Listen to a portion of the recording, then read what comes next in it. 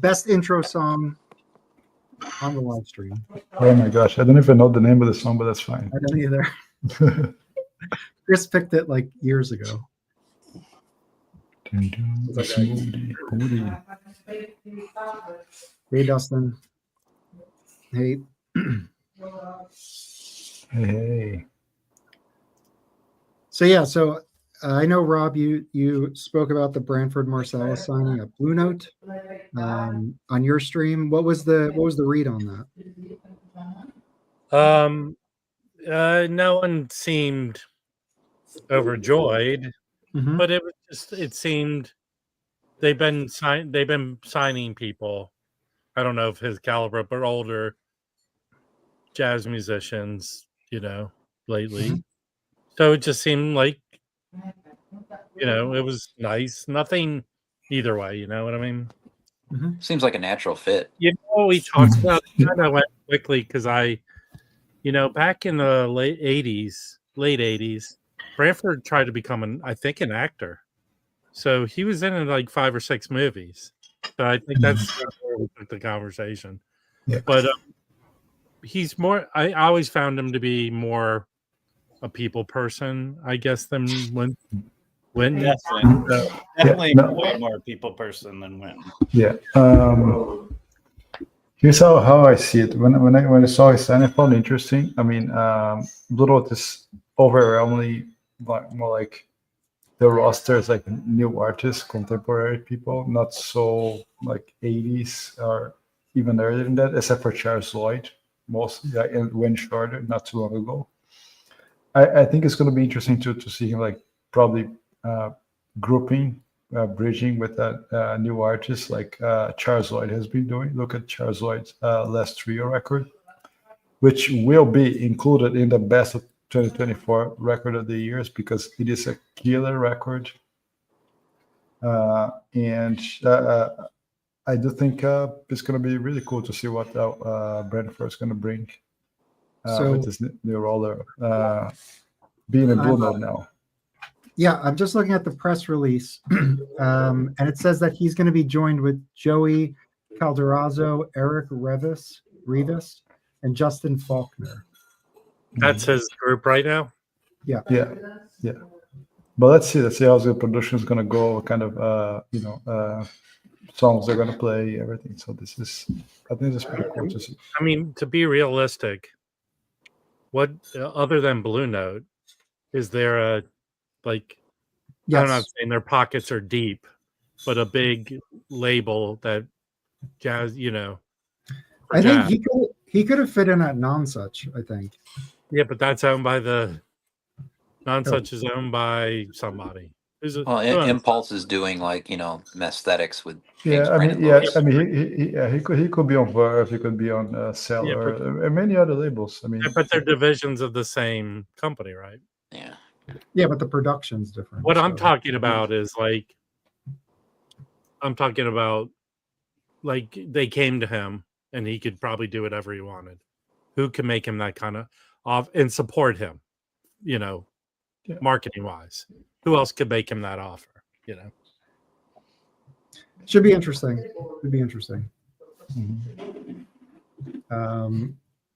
Yeah. Was there any other news? Hey, Mazzy. Nonsuch is Warner's, not Universal. Okay. Well, that's a big. Yeah. But how many other than that's what's interesting. That Jeff.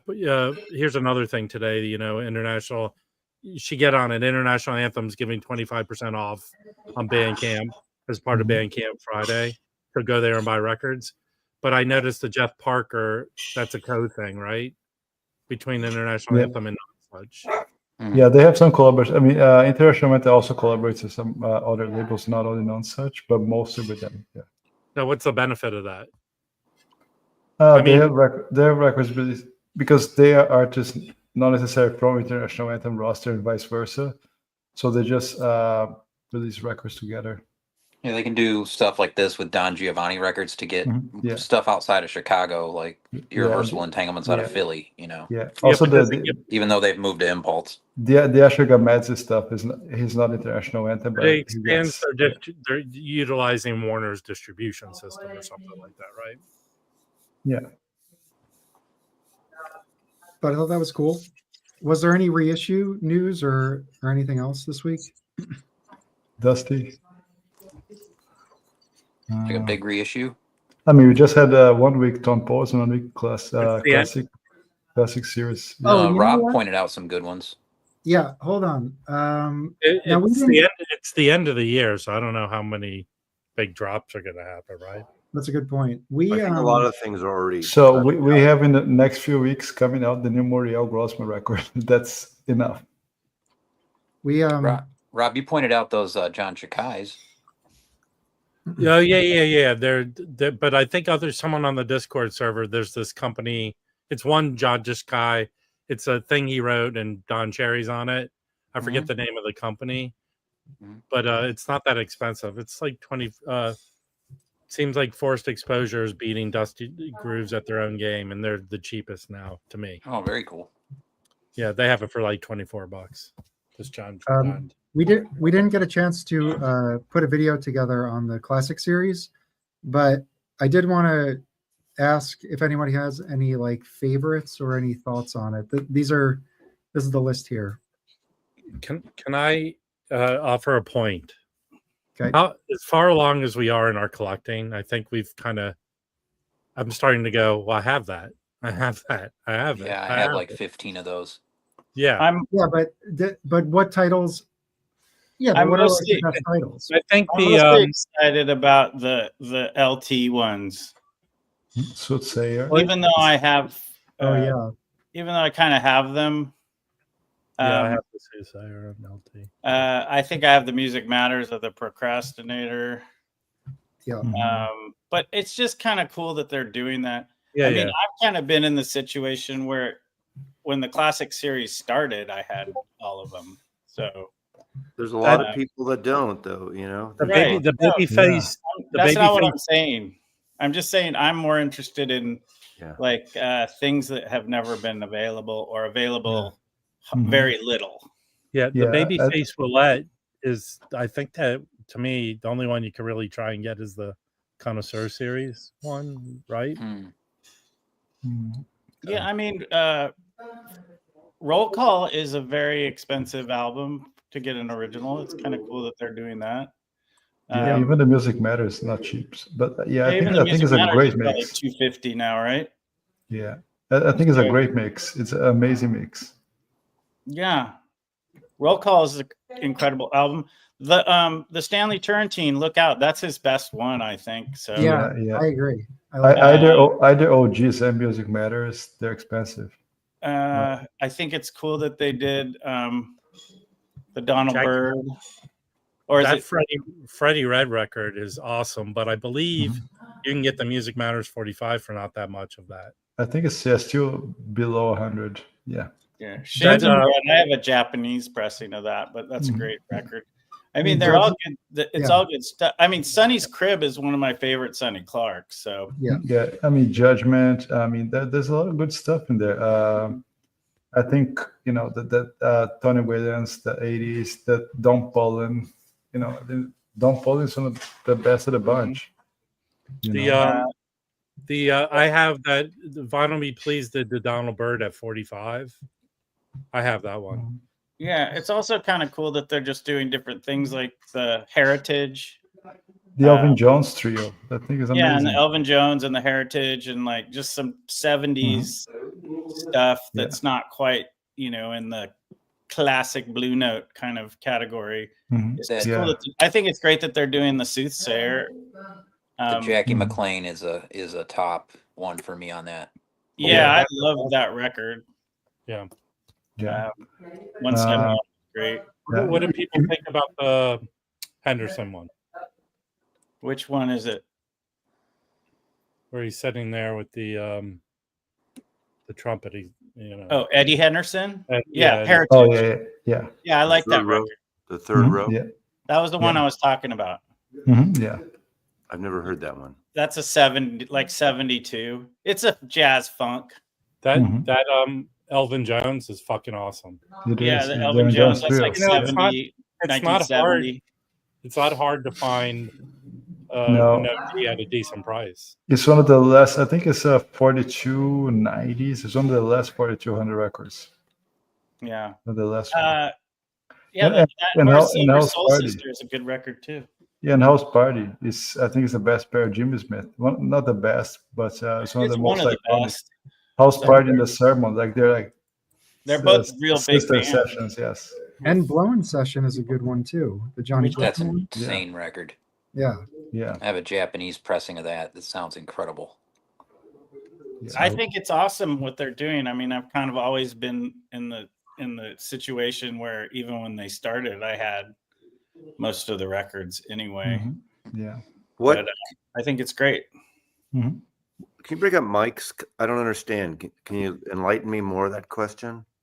Is Mazzy aware that there is a campaign to have Blue Note change the Tony Williams cover? Which one? Which the one album? You know what? Has the photos of them. I'm the one who realizes Mike has a sense of humor and he's fucking with you, man. Is he joking? Okay, because I don't know which one you're talking about. Oh, I didn't know. Well, It's a bad '80s cover, Mazzy. Yeah, but that's the original cover. That's the original cover. Brandon, Which album is it? Which? Yeah. Mazzy's ex took that cover. Well, she took all of them from '85 to '93. Well, that one they retouched the nipple out. And Yeah, what you sent this to me, Mazzy. Yeah. She had all the ones from '85 to '93 for Tony. Yeah, you sent me the cassette too. Did I? Oh, yeah. Okay. I have. That's rare. It was the cassette. You sent the cassette, the record, and a Beatles pin. Oh, they all go together, right? Yeah. Oh, Mazzy, I found a record that you really need to get. Let me show you the cover of it. Is it a joke, or are you going to be? You're serious though here. Totally dead serious. Hold on. Let me just open this. Oh, yeah. I see it. Oh, I know that. It's the Beatle guy, right? No, it's the Gravy Train. Yeah. Hey, that's a good question. How many? That's a good record. I like that record. Oh yeah, it's a great. How many covers jazz musicians eating food on it? A lot. I can think about that. Yeah, it's so funny about this whole thing because it's like I'm the only guy that's ever got promos. The jazz bums get promos, right, guys? Sometimes. Not like you do. Yeah. Well, the problem is they have to share them between 3 people. I don't. Yes. Yeah. You get all the Zev stuff, and you get some of the. Speaking of promos, Maz, it's Hermanos Gutierrez. Gutierrez. Well, there we go. Yeah. And we're good friends with Nick. But I said Gutierrez, didn't I? Yeah, it's pretty close. Yeah, but there's an I there. Yeah, Gutierrez. Well, they're from it's Ecuador. They're from and right, Spain and Sweden and Ecuador. Yeah. Switzerland. Yeah. I not all the Scandinavian countries. I know that's not Scandinavia. Their concerts are amazing. Yeah. I saw them at the wrong venue because I saw them at this festival like 4 or 5 months ago, and it was outdoors, and they're someone that should be in an indoor kind of club, venue. And they were great, but it lost that moody effect. It didn't work as well. Who's the husband and wife duo that are similar? Yeah. Who's that? Rodrigo and Gabriela? Yeah. They're really good. Oh, man. Yeah, they were here like last year. I went to see them, and now they're playing more electric as well. That was crazy. Oh, yeah. They're insane. Yeah. Yeah, they're good. So, all right. Yeah. Silence. All right. So, take it away. I can show what little records came here this week.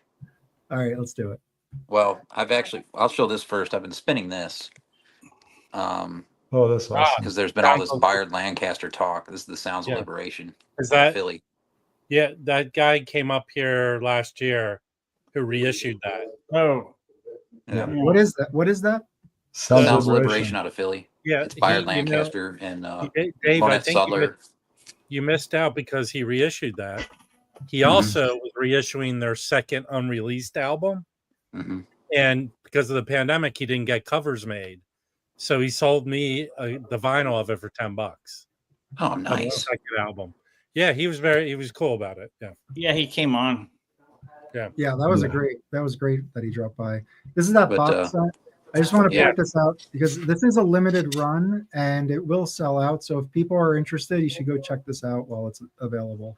Well, yeah, I showed it, but I've been listening to it, and it, to me, I mean, I'm not about, I will not make a best of the year video or anything. That's not my deal. But this is probably the best thing I bought all year. And that says a lot, I think. You do yourself a favor and get it. It is excellent. Looks like it's well put together. Yeah, why tell us if it's not your deal? I'm not you. I was being polite, Mazzy. I'm not fucking Mazzy, okay? I don't have to make a best of or the top 5 or whatever. But I will honestly, this is probably the best thing I bought all year, regardless of genre or whatever. It is so well done. I'm very impressed, and it's Forced Exposure has it at a good price. They have 15% off. I missed on it, but even at the price I got it at, it's beyond worth it. What's the music like? It's more avant-garde. Like I did listen. Joe came on my stream. He did get an OG of this, and these are records he did for Palm between 73 and 4, and this is pretty free. This is more avant-garde, so it straddles between it.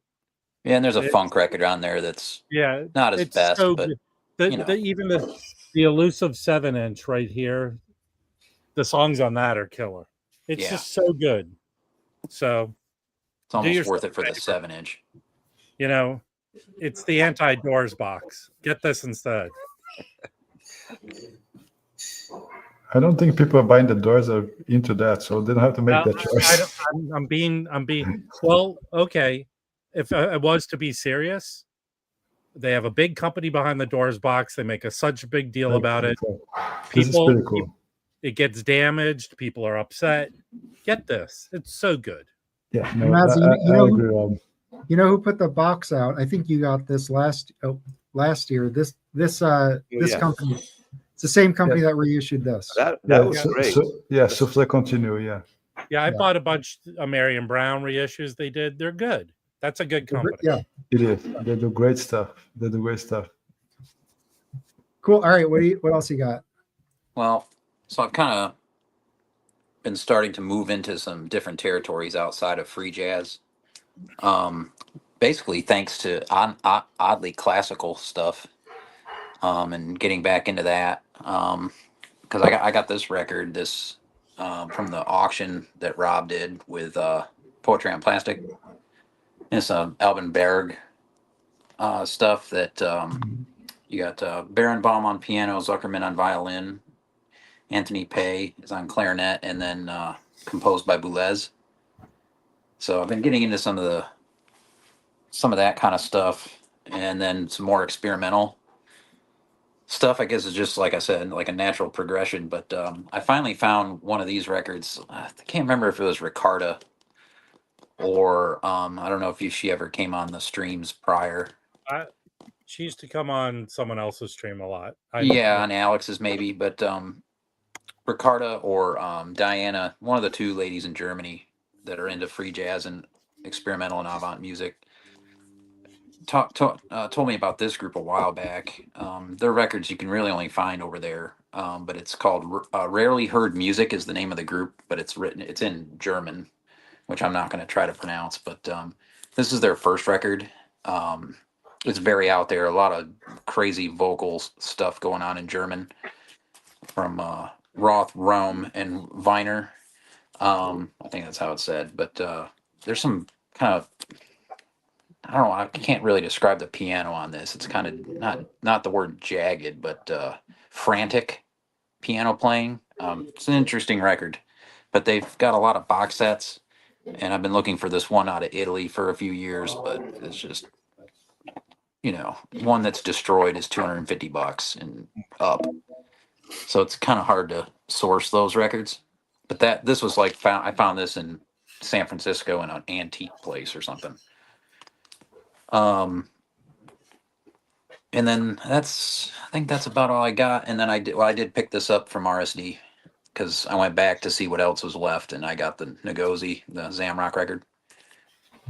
Now again did this Egon, and usually his quality control is pretty piss poor, to be nice about it. But this time they did an amazing job with this.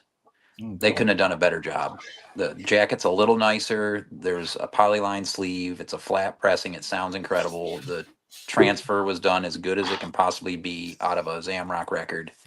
This is a fantastic release for 20 some bucks. Look at that hype sticker. What's on that? Information about the group. Are there reviews on it?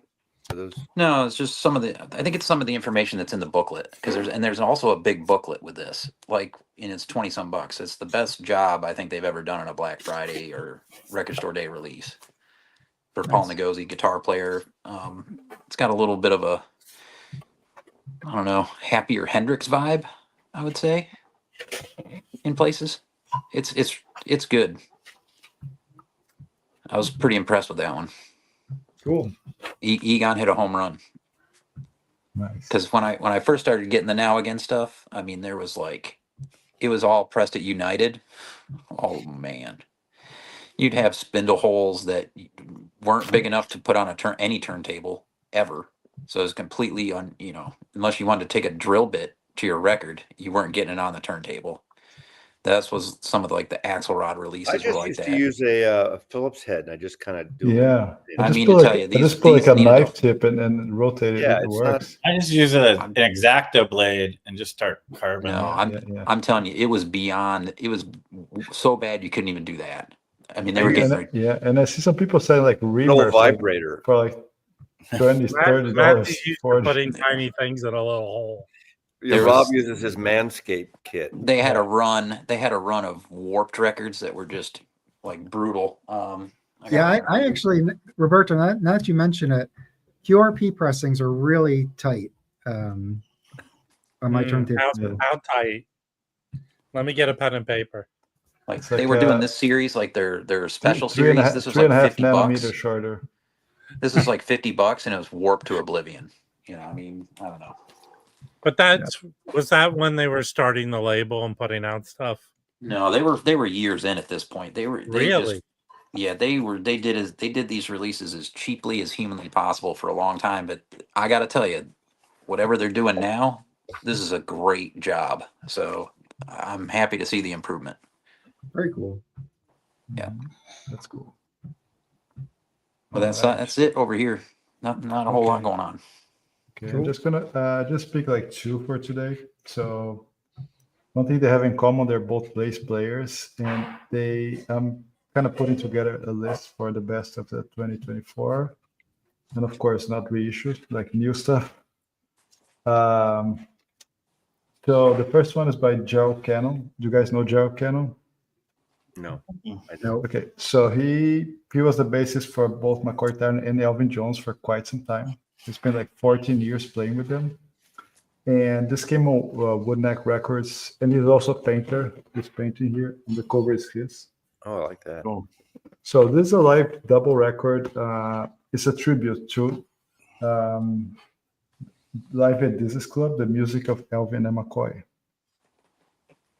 So Gerald Cannon, of course, is a bassist. He played with those guys, as I said. And it's a beautiful testament. His readings of the songs of some of his masters, of his mentors. There's one composition here by Gerald, but everything else is mostly McCoy, and there's one or two more Elvin Jones.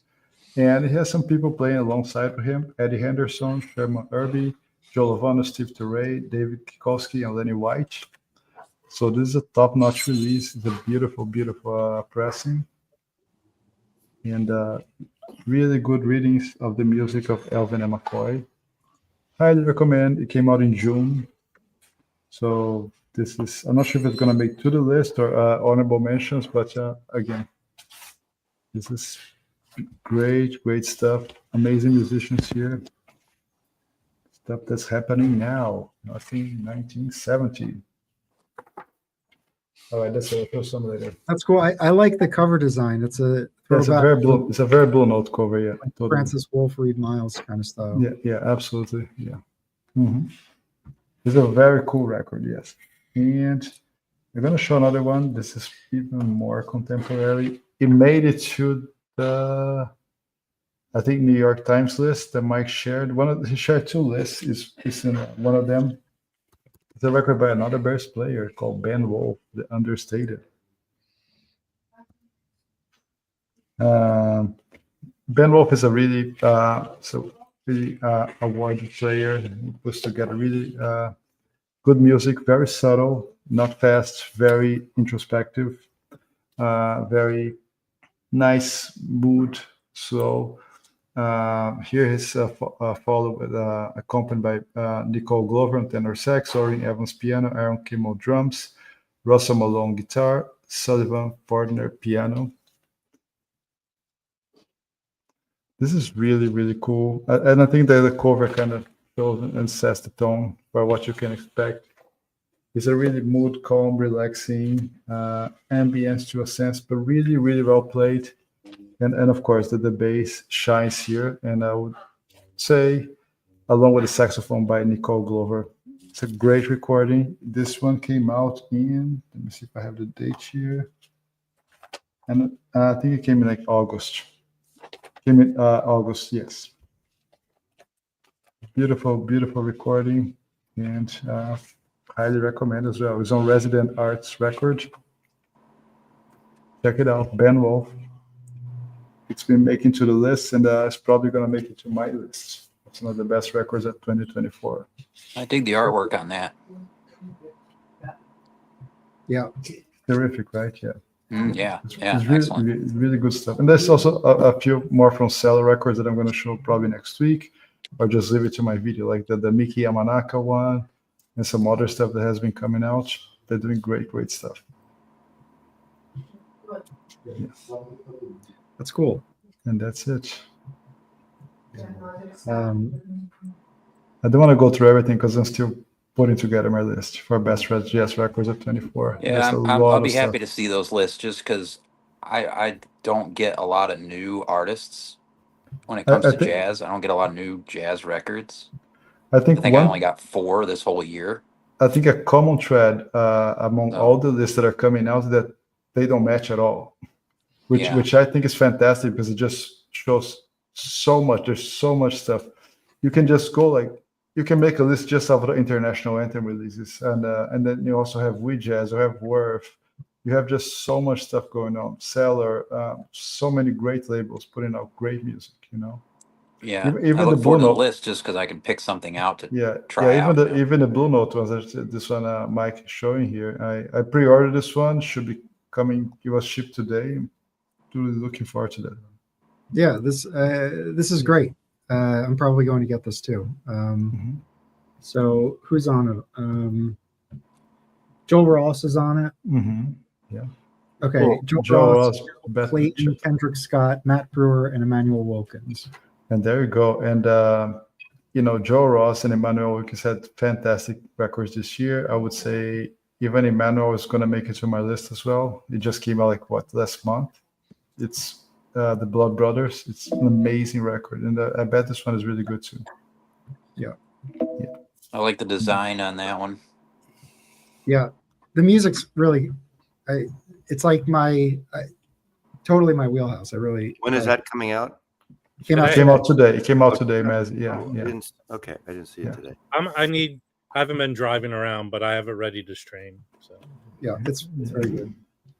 No, it's really good. Yeah, you picked up some good international anthem titles, Rob. Oh, the one that came out? Yeah. Sorry. I picked up the. Go ahead, Rob. Sorry. I picked up the Jeff Parker that everyone's raving about. This record is killer, amazing. I mean, again, it's 25% off. I picked up the guy I was talking about, and no one seemed to mention. This, you guys, do yourself a favor. I don't know, Mike, if you could pull up the link for the International Anthems Bandcamp page. Mm-hmm. Yeah. That I here, I'll give you the code for 25% off. I'll post that. It's hashtag tight 25, but I'll post it. Yeah. What I ordered from them today is I ordered the Jeff Parker. Then this guy, Tommen. Do people know this guy Tommen? He has, Yeah. I think,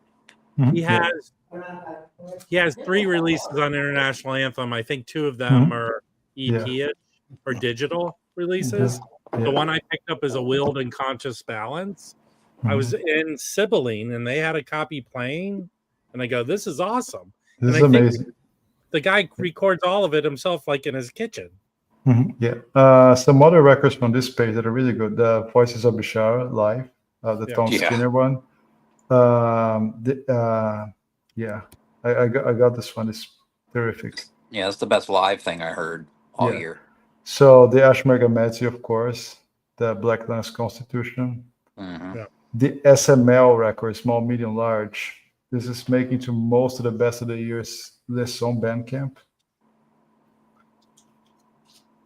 This is really worth checking. It's really what a great cover. Yeah, it's very intelligent record. It's an amazing record. From that list, of course, Placenta, Carlos Ninho. Yeah. That other Carlos Ninho that came earlier, the Rainbow Revisited. Oh, not this one, Mike. The Placenta. Placenta? Above. Adam Rudolph's a good musician. musician. Right here. Yeah, Placenta, the color one. Yeah. It's an amazing record. As in placenta? Yes, Mazzy. It's about his newborn son, Mazzy. Yeah. I had a newborn. You're horrible. But the other record, Mike had got, Chris had gotten the CD of it. The other record I ordered was Angel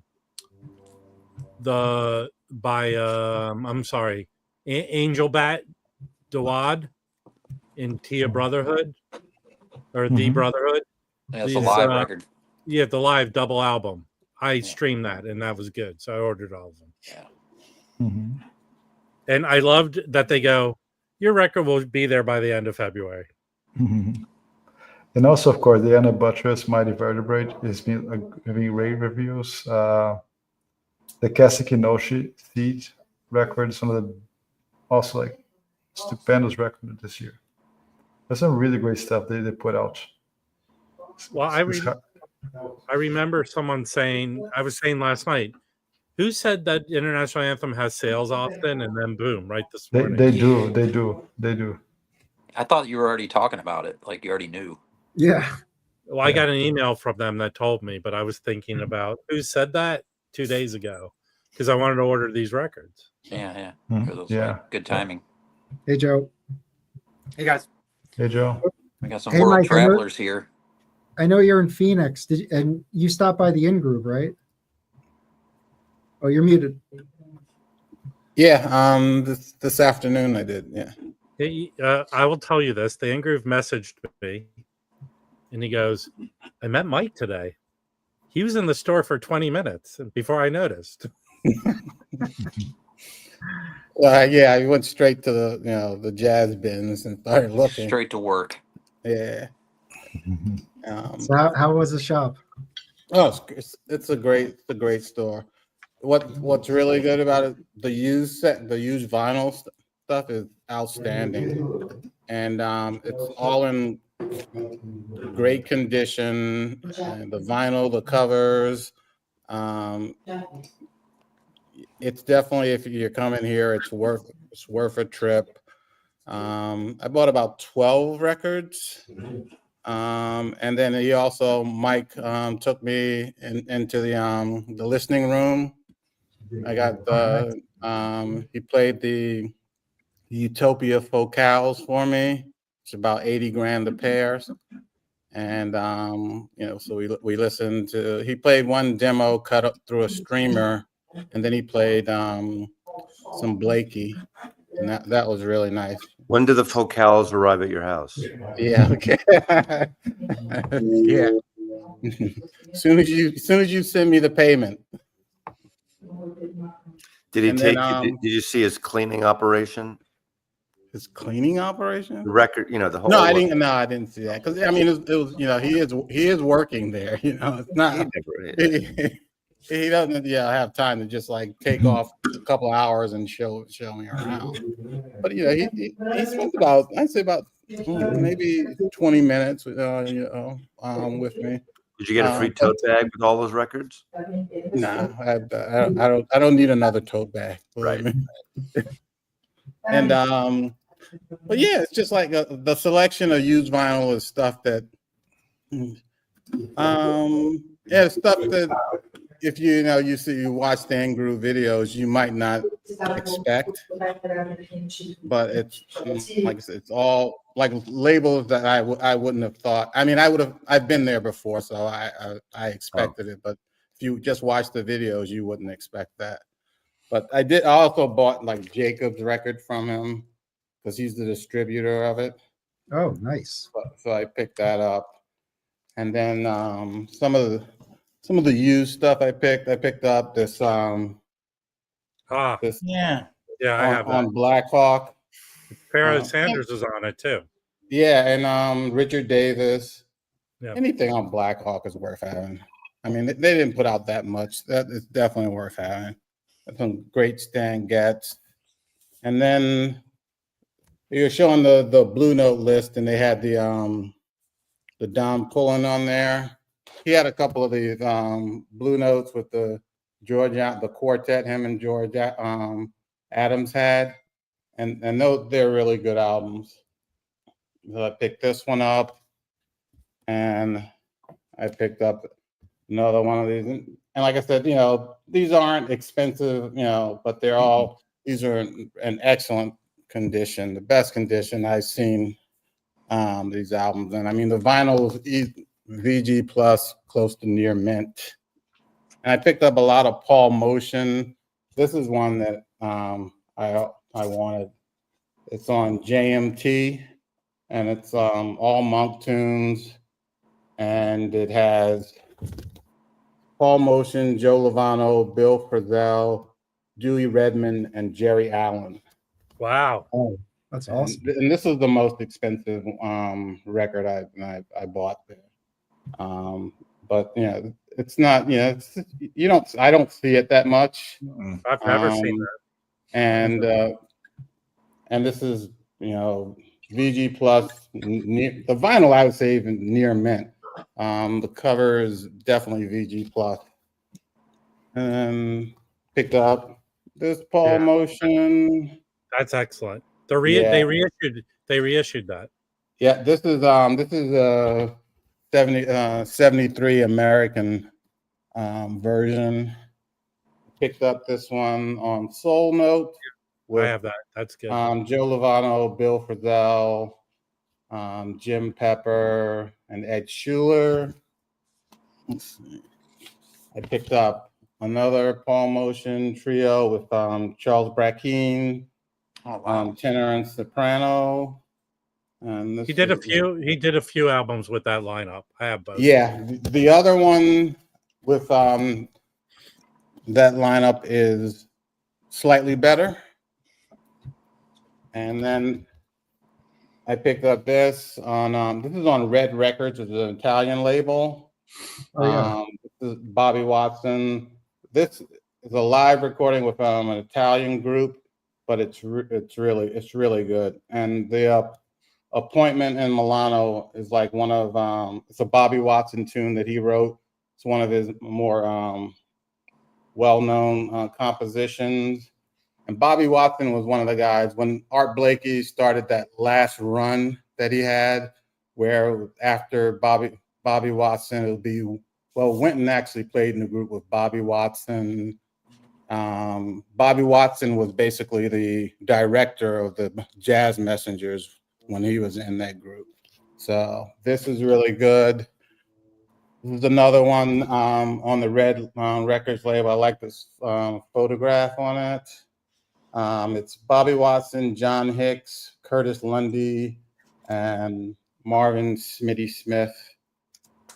And this is really good. Also some really good Bobby Watson compositions.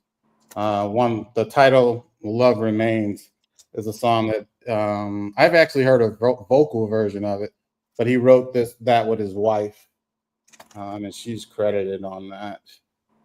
And let's see. What else? And then I picked up this. This is on Timeless And this is actually really sort of a blind buy.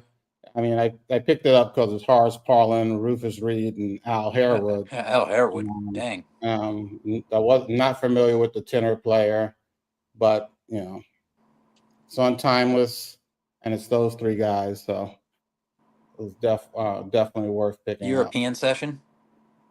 It was recorded in, let's see, yes, yep, Studio 44, which is in I believe in Amsterdam. Yep. And then I got an upgrade of the Tears for Dolphy. Yeah. On Great record. Because my cover was definitely in bad condition, and the vinyl was it was okay, but this is much better. And I mean, the prices are just great. The prices are great, and you don't everything great condition. Your hands are still clean when you come out of there. It's just a pleasant experience all around. He does clean everything. He does the ultra. Yeah, they're cleaned, and they're putting and probably 60% of those are from George Benson's collection. Remember, he bought that whole collection. Yeah, some of it some of the music I don't think even George Benson listens to. But I also picked up, and this is the Charlie Persip big band. It was like $7. But this is like in great condition, and this is it's a large band. But, I know that one. So the super band. It's $7, so I said, why not? What label was that's that? On Soul Note. That's on Soul Note. Yeah. Cool. And he has Soul Note, Black Saint, ECM, just a lot of, and I didn't even go through. I think I went through half of the jazz section. I didn't even go through Is it didn't go through like A through L. How big is it compared to the other sections in the store? The jazz section. I don't know. I didn't look at the other section. I mean, you go to a lot of record stores. How would you say his jazz section? Oh, it's very good. Very good to excellent. Size wise, I meant. Oh, size wise, it's pretty large. It's bigger than most. Okay. Bigger than most. Definitely bigger than most. And then and it's you and things aren't like packed in the in the boxes. You can just it's easy to look through stuff. Yeah, and he even had some like I almost bought and then I put it back. It was a Mo-Fi, a modern jazz quartet, blues at Carnegie Hall. It was like the price was great, but then I just said, I can always find that not the OJC. I mean, not the Mobile Fidelity, but I can find an original of that. So I just put it back. Hey, Vinyl Piper, don't think you can come in here and buy your way into this stream. Is he talking about this record? You muted Felipe. It's a 68. She's wearing a pink shirt. Okay. And Felipe, you should say, I don't utter a word for less than $20. Just a little more, yeah. No. Keep going, Mike. I'll just put some stuff together. I'll say it to Chris to make it easier.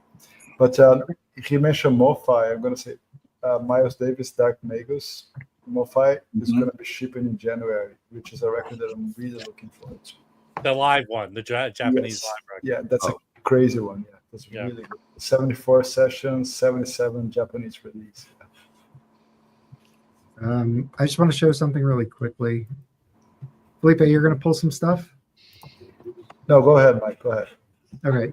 I got this a while ago, but I haven't shown it. This is a downbeat from 1965, and it's the 10-year anniversary of Charlie Parker's death. So I picked this up because it has the original interview with Michael Levin and John S. Wilson. And it was a pretty controversial interview because Parker in it says that bebop is not derivative from jazz. And then he kind of says Dizzy Gillespie has lost his way.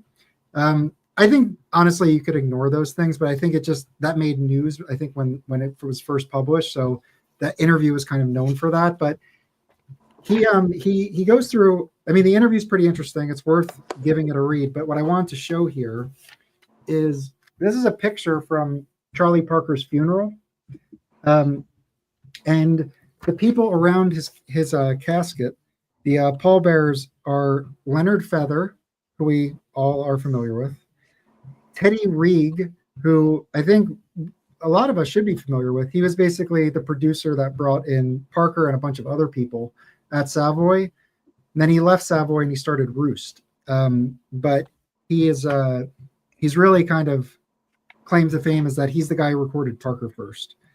And then Mingus is in the doorway there. I don't know if you can see that. But that's who's carrying the casket. So anyway, I just thought that was super interesting. But yeah, so I picked this up. That's a cool find. Yeah. You said that's 1965? 1965. So I looked up the address here and the guy, and I actually found an obituary. And the reason why I thought it was notable because in his obituary, it says that he had a love for jazz music. So I figured that was kind of cool. So you're kind of like Rob getting dead jazz people stuff. Yes. Anyway, it has a good home now. So anyway, I got a million records to show if you want to waste time. Okay. Hey, Frederick. Hey, just thought I'd drop in before. What? I found this. I've had this record. It's really good. It's cheap, but it's got David Murray's autograph on it in pencil or something. It's not in a marker. Someone's supposed to go. Ooh, wow. Yeah, that was I guess I think that was when they had a deal with CBS, Columbia. Yeah, this is a great one. distribute it. John Hicks, Ray Draymond, and at Blackwell. I have another copy of this. I have to find it, but I just listened to this. It's a good record. Yeah, What's his little spin on playing boss, kind of bossa nova-ish stuff. So it was good. Yeah, I have that. I found a German OG copy of this, and this is a kick-ass record. It's John Abercrombie with the On Hammer and Jack DeJohnette. It's really good. Yeah, that was playing inside Harvest Records last time I was there in Asheville. That Yeah, record's wild. I think I have a OG US, but this is a German, and it sounds beautiful. So. Yeah, it's cool. I'm a big fan of Bob Dorough. I think Mazzy likes him mainly because he did all Schoolhouse Rock.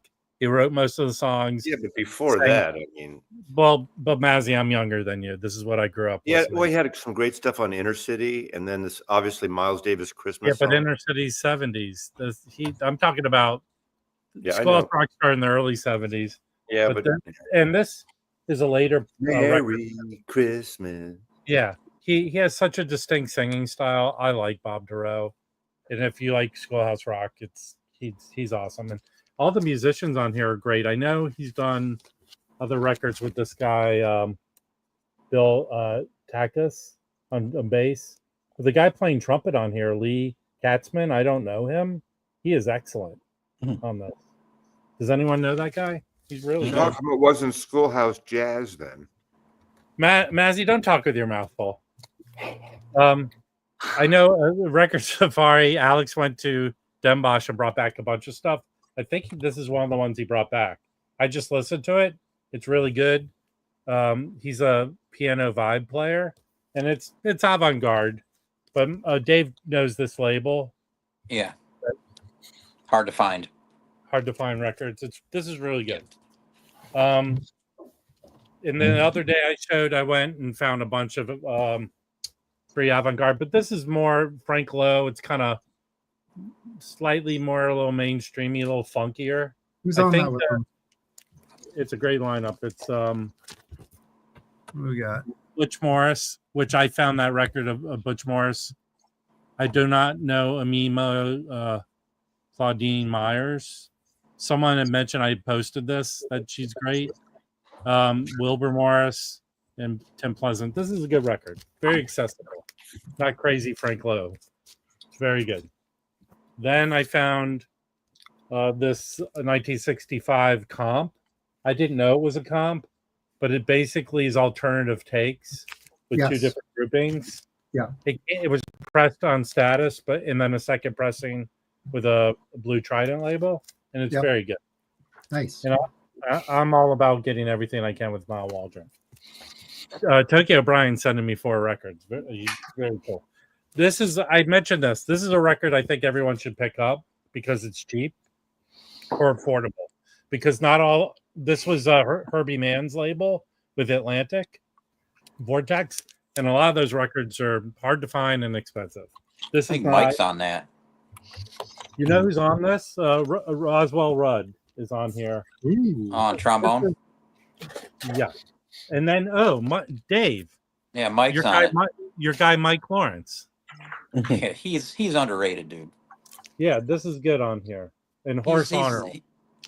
He's he looks like he doesn't belong, but boy, does he throw down. Yeah, there's no pictures of him, but the one record everyone should get is the one he did for ECM, The Woman from Martinique.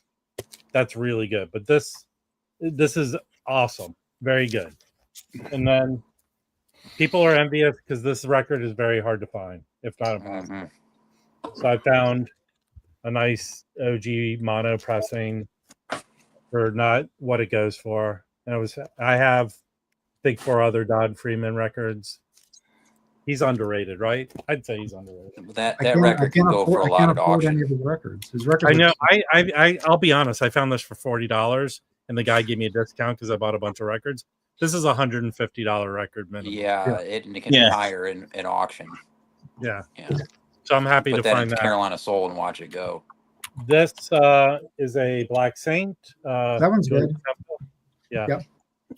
Now, who's on that with him? Can you go? Yeah, he's on here with Ula Dara, Abdul Wad on bass, and Warren Smith on percussion. Hey, Mike, I bought that when we were at the record fair from your buddy. From my buddy? Guy, the guy that gave you the free record. Oh, right, yeah. You got that this year? No, you're a shill too. So you're a grifter too. I have VCLT. I got to show later. Somebody. Is that what you call it now, VCLT? Viewer of the channel sent me a record, which was super nice of me. Why can't we call promos VCLT then? People just send me hate mail. I never get anything. Now, just because you got a promo, does that? Train. Is there any reciprocity where you're definitely going to review it, or because I feel like the if you send, because we've been sent records before, and I just feel like it is work to review a record, and I love getting promos. It's really cool, but it's just I don't know what the expectation is, and we're not like professional reviewers or anything. But if you there's a lot of I get a good amount of records, not a ton, but a good amount, and I'd say I showcase half of them. You think those reviewers, the real writers, review everything they get promo stuff? Half those guys would sell them just to stay alive. Like Lester Bangs is famous for selling promos. If you send Mazzy a sandwich, he'll review your record. Seriously. No, you don't have to. I have a few more to show.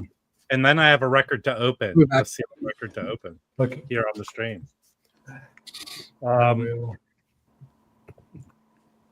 This is, I guess, the beginnings of the Art Ensemble of Chicago on Nessa. I think this is I note on Mike. Do you understand how their labels are colored? Because there's a green one of this and a blue one that came out the same year. I don't know the difference. Jazz Bum Mike. Did you look at? We lost Chris for Chris. So that's Nessa. So that's early. It's the first album that he got them together, and they didn't have a solid real drummer until Don Moyle joined later. Yeah, but the first side is just them. Each song is them doing a solo with their instrument. Okay, it's really good. It's not free jazzy. It's very more. That's a record. Experimental avant-garde. Yeah. Yeah, I don't have that one. Oh yeah, good. I'm gonna here. This is a fuck you to Chris. Chris, do you have this record? Chris who? This Chris? WCB. Oh yeah, Nostalgia, Fats Navarro. I've got it. Yeah. What about it? I'm joking. This is an OG Savoy. I was joking. It's a comp. Basically, I think it's called the Fats Navarro Memorial Number 2. Yes. So it's all groupings that he was in. Yep. Yeah, and you know what's great about that? I don't know the groups that are on it, but the Fats Navarro on Blue Note and that Fats Navarro, I think, are really reissues of Tad Dameron's group that he was in. So it's a really great way to get Tad Dameron's stuff from like a peak moment in his playing. So yeah, and Dexter's on there. Eddie Lockjaw's on here. It's good. The recording is put in my pile. If you don't want to give it to me, because I've been looking to pick that up. Well, make me an offer. $20. No. I have classical records I find that were very expensive, but here's a good cheap suggestion for people. So I don't know how many people have bought these like play along records, you know, that and like there are 3 Mal Waldron record that he plays on his trios. Yep. And it's a good cheap way to get hard to find because they're not issued any other way. They're on here. Is that music? It's not Music Minus. Music Minus One. It's not Music Minus One, is it? Yeah, it's Music Minus One. There's 3. Well, you know who label that is? That's Irv Kratka's label before he started Inner City Records. He made all his money on MMO Records, Music Minus One. And you know, so I want to open this here on the screen. I don't see those. It's funny. I never found one with the music in it. I've never found one sealed. Yeah, basically, leave off whatever instrument you're studying. They leave that off and you play along with the record. This is Mal Waldron with Ed Shaughnessy and George Duvier. I think that's what this trio is, and they sound good. I have one other one, so I'm opening it. Boom. I'm gonna do a Mazzy right now because there's no hype sticker to sell it. There you go, Mazzy. Thank you very much. You're welcome. All right, this cover's very thick. Okay, it's built into the inside, the music. Yeah. You should get Irv Kratka, do an interview with him. He's probably 100 years old now, but I think he's still alive in New York. I've talked to enough old Jewish guys in my life. I don't need to talk to them. Okay. There's the label. And paper burn. But it's MMO. I like the labels on those. Let me see the label again. It's been a while. I've never seen it with that label. Yeah, it's great. Cool. Yeah, it is cool. I don't have it anymore. I used to get some free from them. A lot of them, Kenny Barron played on a lot of these. They're great groupings. Ron Carter's on a lot of these, and they're like $5 to get these records, and they're good. So, kind of cool, huh? That's probably the best cover of these. They're usually not this cool looking. Yeah, very cool. Hey, Rob. Going back to that Nessa record, that's the second one, and then "People in Sorrow" from Art Ensembles the third. What was the first on the label? I wonder, Mike. Do you know? That's a good question. I'll look it up. Can you do your lookup thing? By the way, I also found this OG Blue Note. Oh yeah, Liberty Pushing, and this is very good. Organ jams. Yeah, I like it. I didn't mean to scare Chris. I'm sorry I yelled. Okay, I actually have a copy of it, I think. A copy of what? The first Nessa record. Hold on, let me double check. Pull it. Hold on. Yeah.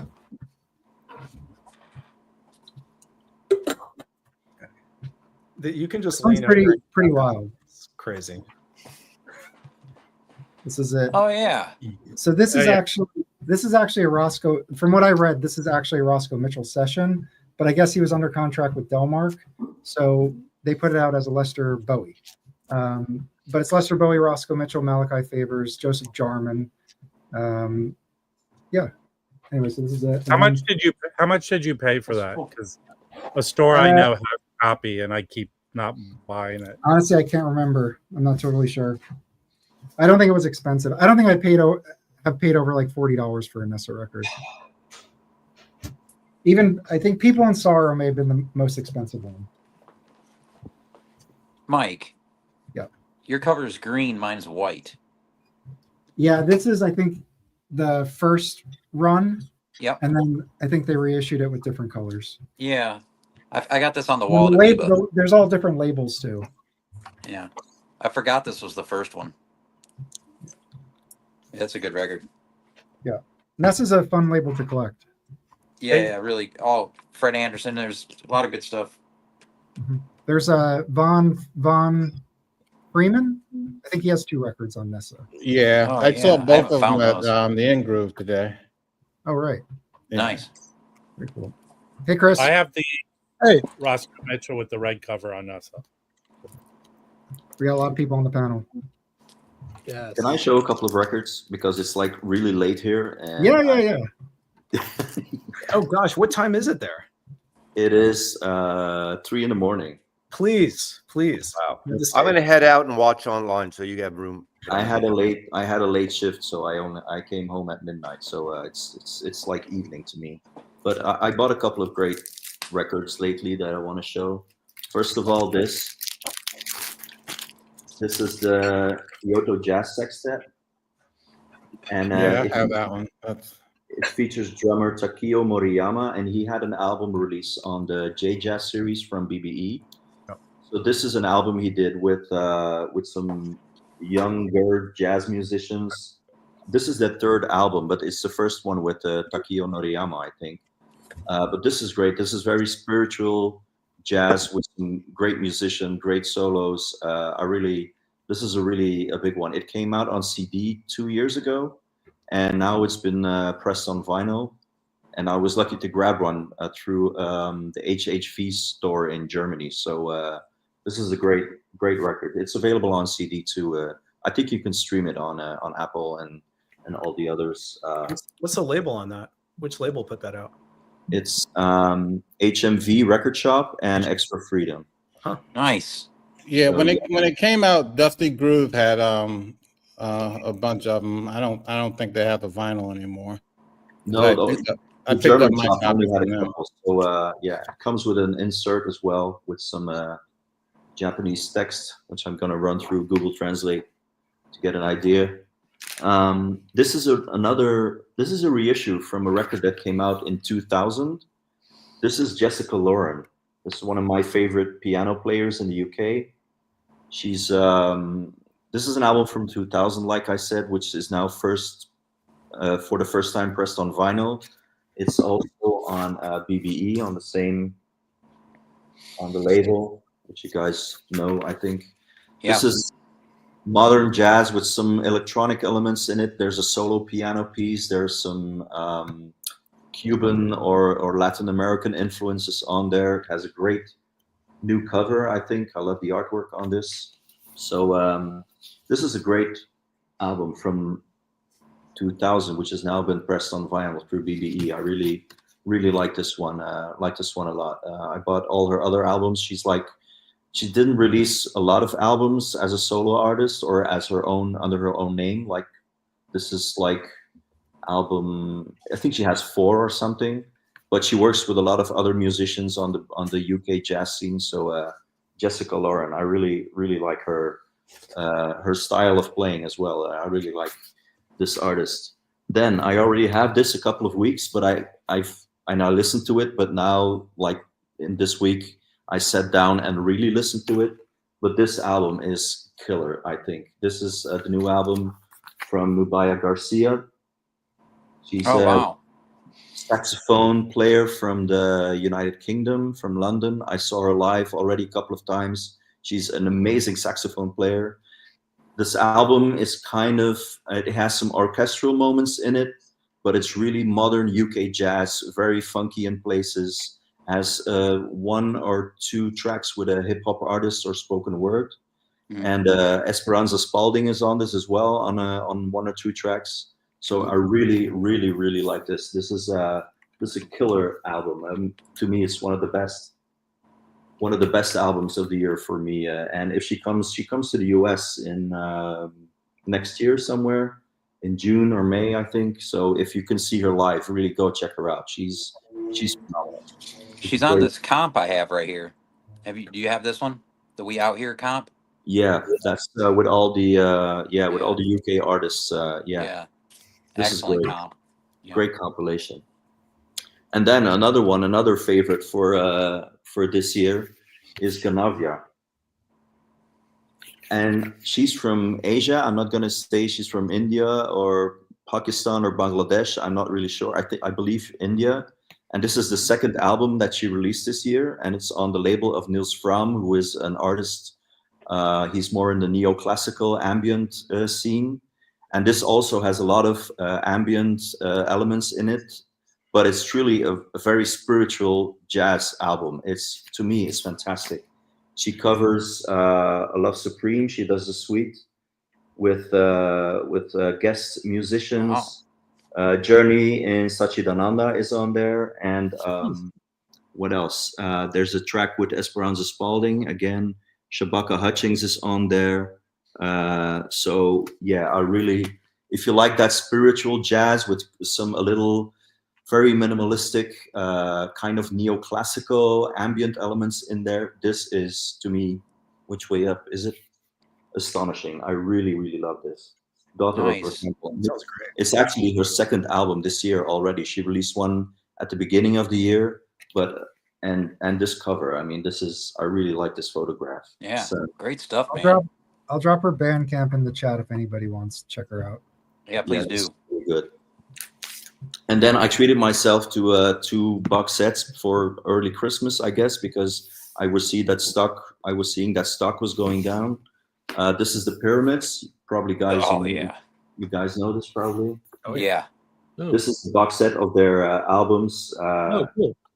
Yeah, you have to like their spiritual jazz stuff. Of course, it's maybe not for everyone, but I really like it. I have a couple of albums by Idris Akamor, who was the leader, I believe, the saxophonist. Yeah, on sax, yeah. Yeah. When did that box come out? A couple years ago. 2022, actually. On Strut Records, yeah. So get this, my coworker is in the Pyramids. He's on those albums. He's my coworker.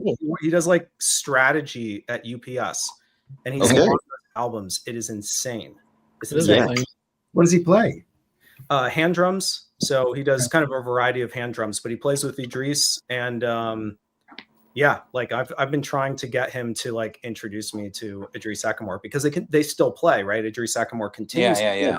Still putting albums out. Records. Yeah. Came with a cool booklet and all the albums in their original. Great set. It's really good. Yeah, I really have that one. Yeah. Or no, I have King of Kings. That's the one I have. And I saw that the Strut Bandcamp page was going low on stock, so I decided to grab a copy before it was gone. And finally, 2 other heroes of mine. Oh, very cool. Yeah. Yeah, this was a compilation. I don't have a lot of their original 70s albums, but I decided to go for this box set. It's a 5 album box with a booklet and a biography, and this was also released on BBE. Unfortunately, for all you audiophiles in there, it came with a beautiful booklet. That's no complaints there. But all the albums came in just plain paper sleeves, so this just came in, but I'm gonna have to replace all the sleeves, so and maybe clean the records. But yeah, I love Ayrton and Flora. They do some amazing stuff. So yeah, very happy with this one as well. Yeah, but all you guys, go check out Nubia Garcia and Ganavia. They are 2 incredible, great artists. Yeah, this album, I really like this one. This is that one I'm gonna check the link out on for sure. Yeah, the vinyl. The other album that she did this year was what was the other one? I can't remember the title. It's a long title. and that was on Shabaka Hutchings' label. So he's all over the place right now. So yeah, and yeah, so some very good music in 2024, I believe. Yeah, I forgot about that box set. It came and went here quick. I think my local might only got one or two, and they were gone. Yeah, there so weren't I've been a lot trying of... to piece them together individually. I did find this one this year, the King of Kings. Yeah. Oh yeah, that's great. Yeah, this one I found in Savannah at Greyface. That's a great album. So the others, I'm still trying to find a couple. Well, I think I have one more, but trying to find a couple more. Wait, are you in Georgia, or where'd you find that? You found that? I found that in Savannah. I'm in Charlotte. Oh, you're in Charlotte. Yeah. Okay. Yeah. I get down to Savannah every now and again. Yeah. Dave, they've got he's got a bunch. Tom's got a bunch from at the Bob Shop. So no, that's coming up way too soon, man. That's gonna hurt. We'll find out though. Might have some Christmas money to play with, you know. Yeah. Okay, so like I said, I'm gonna attempt to get one of his Sun Ra's. It's 3:00 in the morning here. I just wanted to show off some records, you know, like we do. And I do watch this stream always on restream on double speed, but I watch it. Okay, so it's a good trick. On a more convenient time of the day, you know, with some coffee and stuff like that. Okay, Fred speeds it up to 5 times when Mike goes into the Wikipedia deep dive. So yeah, that's only fair. Remember to like and subscribe. All right, later, Fred. Okay, see you later, guys. Bye. Thanks. All right, Brandon, do you want to show some stuff? Sure. I don't. It's not much, but I've been selling stuff, and then I'll usually grab something. Did I show this last week? No, I don't think so. Okay, I think I must have bought it like on Saturday. Yeah. This is great. Sounds pretty good. The first track, the sound seemed a little off, but then it started sounding pretty good. Yeah, it's a great session. I recommend it. It's Tyner, Henderson, and then Henry Grimes on bass and Jack DeJohnette on drums. I went to pick it up, and the copies were all UPS or whoever delivered it to my local bashed them. They were all corners. Like FedEx, you know, sure. I can accept a corner here and there, but they were destroyed. Oh, that sucks. Yeah, 3 copies. I was like realizing after last week that I only have one John Carter record because everyone was doing it. So I picked this up for $20. Oh, cool. Now I have 2. Beautiful. But yeah, this was nice. It's super clean. There's a million people on this record, so I won't even go through the lineup. I like the CD I got. It's good. So that's a Gramavision release, Brendan. I'll double check for you. That's a Gramavision. Yeah, that's Who is the producer there? Here it is. If you would like to see the label. Cool. Beautiful. Okay. That whole series is incredible. This one's kind of odd and cool at the same time. This is from the early, I think it's from the early 80s. Mal Waldron. Oh, wow. Breaking New Ground. It's very interesting, and it sounds like it's good. I like it, but you've got him doing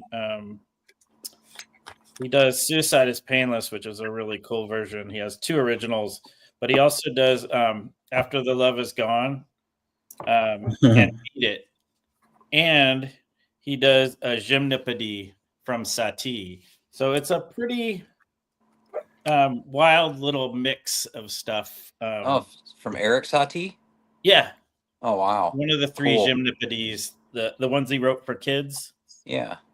And it sounds really good. That one is just piano and bass. But That's yeah, cool. It's a pretty fun record. Yeah. Then I got another Sadao Watanabe live, and I picked up Open Road about, I don't know, I guess the beginning of the year. And this is really cool. I've never seen one with the Obi. Yeah, this is Mbali Africa There's some really beautiful photographs on the inside. I haven't figured out exactly what, but it looks like Watanabe went to Africa, and that's what inspired this live show. The recording is in Tokyo, but it's kind of it's a very similar band. On the other record, I have Teramasa Hino on trumpet, Takahiro Honda on piano, Isao Suzuki on bass, Motohiko Hino on drums. So you've got a really cool all-star Japanese band from this time period. It's kind of, you can definitely hear the influences of like that Miles Davis had on all these Japanese jazz players. There's some stuff that sounds a lot like, or has like influenced by In a Silent Way and stuff. Yeah, like Hino was big time influenced from Miles. Yeah, this is great though, and I like it. I've only listened to it once, but it's right up my alley, and it's just really good. Yeah, that's cool. It has the obi too. Yeah. Well, the Little Axe, this record store that I go to, has a really cool Japanese connection. Nice. So I also got at the same time. This is Teramasa Hino, Journey into My Mind. Oh, wow. And this is mostly a live show from 73, I think. Yeah. And let's see if I can. I think it's. Well, I don't have the band to tell you who it is. Oh, here we go. Teramasa Hino on trumpet. Let's see. Well, it's a good band. That's all I can say. It's too small for me to read. I've never seen that one. Yeah, it's pretty good. I think it's from 76. Uh-huh. The recording is in 73, but I think it came out in 76. I'll keep an eye out for that. Yeah, it's pretty cool. To continue with it, this is a reissue that was done. Ooh. Yeah, I picked that up a few months ago. I like that. Wait, that's a reissue? That looks like the same obi. Huh? Oh, it's it's they did a pretty good job of redoing it. Is that Craftman or who did that? Well, it's Three Blind Mice according to here, and Grunman did the Sony did it. Okay. Yeah, Sony Japan. Yeah, very cool. That's such a great record. That's awesome. Anyway, they've been putting out a they lot did a of pretty Three-Blind good job with it. The band is another really good band. Kosuke Mine on alto, Takashi Imai on trombone, Hideo Ichikawa on, they say Fender piano. He's playing a Rhodes. Takashi Mizuhashi on bass, and Hiroshi Murakami on drums. He plays drums on a lot of stuff. This is a really cool record, and this is the reissue. I think it was 37, so not bad. It's under 40. I've seen it. I've seen all of them at Amoeba. And I know Dusty Groove. I think I pre-ordered on Dusty Groove. There's another one that that's gonna be released soon. I'll look it up. But the Three Blind Mice reissues. Anyway, and then here's the last one. This is really cool. This is Wishes. Oh yeah, Kochi, and the main guy is Masabumi Kikuchi, he did that record with Joe Henderson in concert. The live one. The live one in concert. And it's kind of, he plays a lot of Rhodes on this, but there's some acoustic piano. And then Teramasa Hino's on trumpet, Steve Grossman on soprano, Dave Liebman on soprano and G flute, Reggie Lucas on guitar, Anthony Jackson on bass, and Al Foster on drums, and M. Toomey on congas. That's a fire lineup. It's a really cool record. And it also has like the first track is very influenced by in a silent way. You can hear the way he's playing kind of like Zawinul style Rhodes. It's really good. Man, you scored big there. It was pretty cool. I mean, I came in and I was selling some stuff and Little Axe, he just had got the shipment from big box had just come from Japan, and they're always like perfect condition. Like, yeah. In February, Three Blind Mice is reissuing Blue City.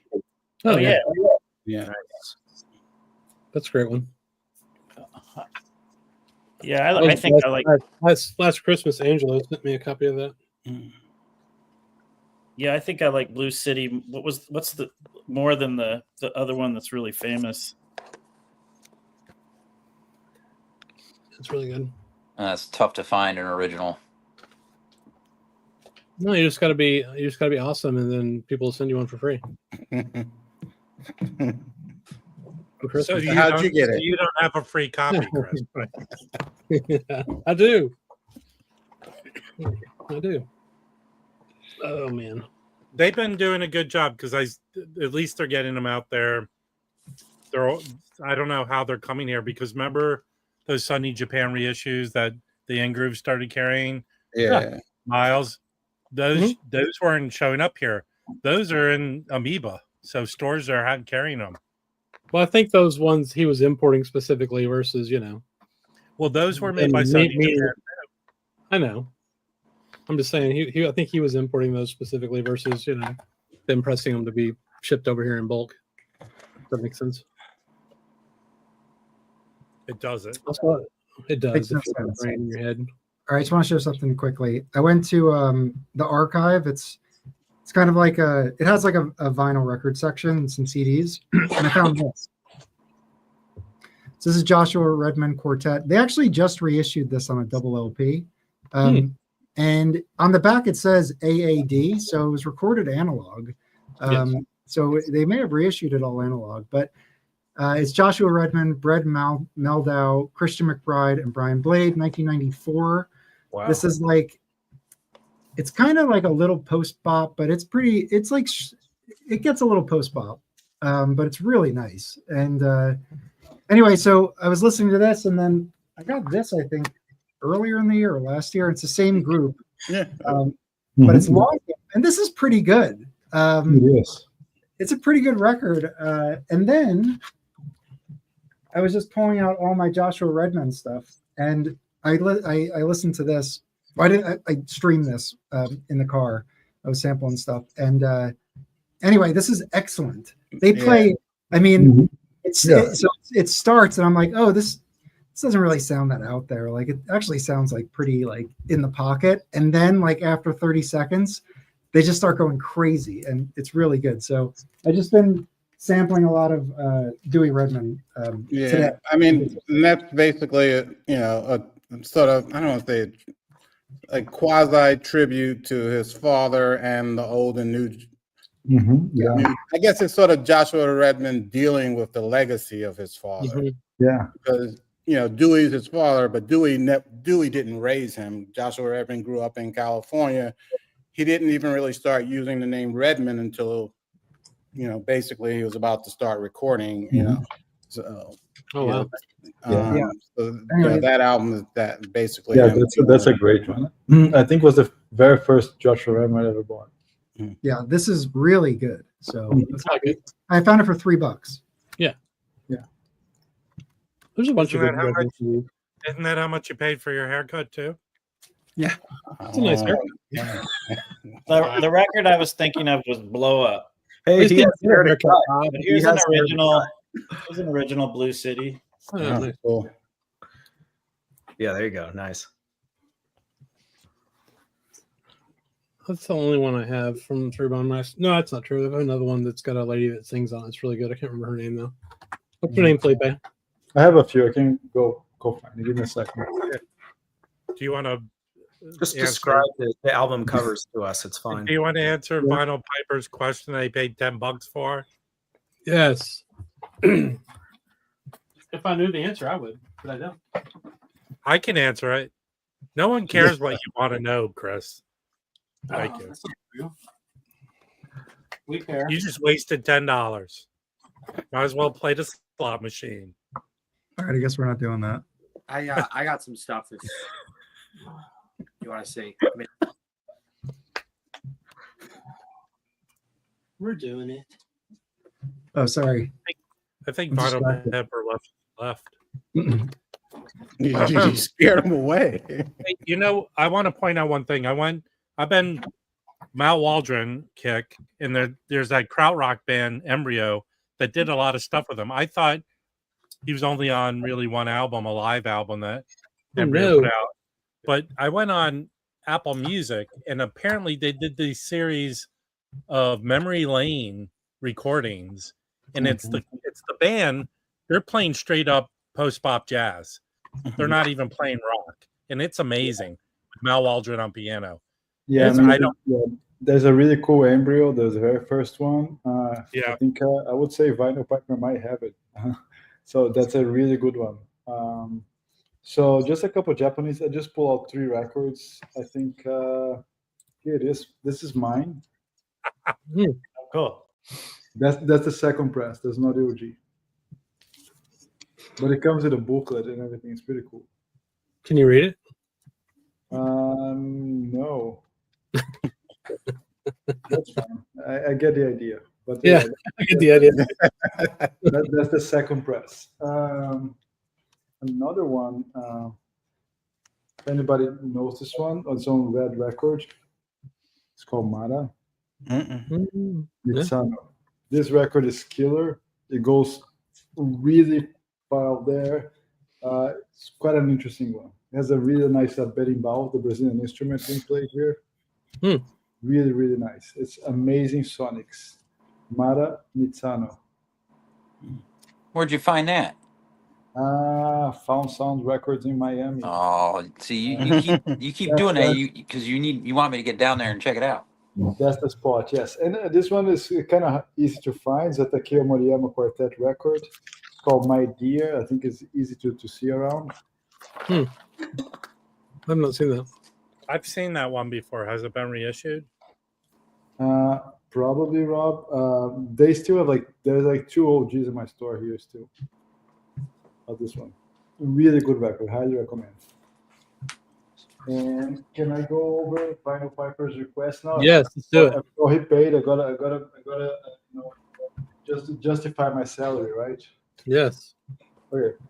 So first off, it's something that I spoke with him earlier, some time ago, and I speak to many others. There's a vast bibliography on Brazilian music. That's undeniable. There's a lot, but unfortunately, very few get translated. And this is an example. This book came out last year. It's a biography of Nara Leão. Oh, nice. So yeah, it's really nicely written. A good book, which means ninguém pode com Nara Leão, which means she kicks ass, pretty much. Yeah, no doubt. Yeah. So she had this soft voice. She was younger compared to the late 50s bossa generation. There's João Gilberto, Jobim, Carlos Lira, and so many others. But her sister was a famous model, and her father was a very powerful lawyer back in Brazil. So they were a really wealthy family. And they had this huge apartment in Copacabana facing the sea. So this apartment was the epicenter. All these amazing musicians, they would gather almost on a daily basis, drink and party and play together and write songs. And she was still a late teenager there. But she was already taking guitar lessons and singing. She was very shy. She started singing around those days, in really small venues, and she was encouraged by many others. Among these musicians, they wrote songs for her. They encouraged her to sing, so she kind of get more and more into it. So she has a very soft voice. even more like think of like a Strud Gilberto kind of approach, but she took it to the next level. She was the real voice and image of bossa nova, if you can think about it. So but she was never, although she was like labeled as this, she was involved in many plays. They were and remember, in 64, Brazil gets into dictatorship, which gets even worse around 68. 68, I think, worldwide, if you think about it, was a very intense year in Brazil, in Europe, in the US, lots of protests and people being killed. And in Brazil, there was this congressional act that pretty much stripped powers from any person. I mean, the government pretty much runs your life. So yeah, it's a pretty crappy thing. There's a lot of protests, students being jailed, killed, kids. It was a really dark time. But at the same time, we have this a really interesting cultural transformation, the new cinema, a movement like get a camera and make a movie yourself was going on. And 67 also is a year where there's a lot of transformations, records like Sgt. Pepper's are released, right? So there's a lot of psych and electric instruments. And in Brazil, there's this big conflict, not like an actual conflict among the musicians, but because Mutantes. Yes, so the Mutantes, they were a backing band for a TV show. So they were a backing band for a TV show, which Caetano liked them and recruited to play the Tropicalia record, which is like a proof of concept. Tropicalia was like a very brief, ephemeral moment in time. But anyway, although she was like this ground, this key player, this really like foundation of bossa nova as taken, she was also very into different movements and paying tribute to the past and to the future, experimenting. All her records are different from one to another. And this comes in 68. This was kind of made out almost in conjunction with Tropicalia. Right? So here this record was arranged by Rogério Duprat. Duprat was a conductor arranger. He arranged a lot of records in the late 60s in Brazil. And Phillips. With this quality, putting together the future, electric, psych, experimentation, but also looking back to the past, rereading and reinterpreting things from the 20s, 30s. And so that's what's going on. And even here on this record, there's a song that is also included in Tropicalia. So she was a bridge. She was always very into it, tuned into what was going on. And that's a record that has really nice, beautiful orchestrations, but also experimenting, doing the future in old songs. That's what she's doing here, and does it brilliantly. After this period in 68, she still has one more record in 69. Then she goes into exile with her husband. They go to France. They spend about 10 years in France. She records in Europe. And then she comes back in the late 70s and comes back to recording. She died of a brain tumor in 1989. It's actually a sad story because her father, when she first had symptoms, like in the late 70s, she was taken to hospital, did exams, and her father knew she had a tumor, but he didn't tell anybody, the family and herself included. Oh, wow. So she only knew that in mid to late 80s when she had she was having more episodes and passing out and everything. So in Rio, there was like in mid to late 80s, she had an episode, she passed out. And by those days, there was the Formula One race in Brazil was in Rio.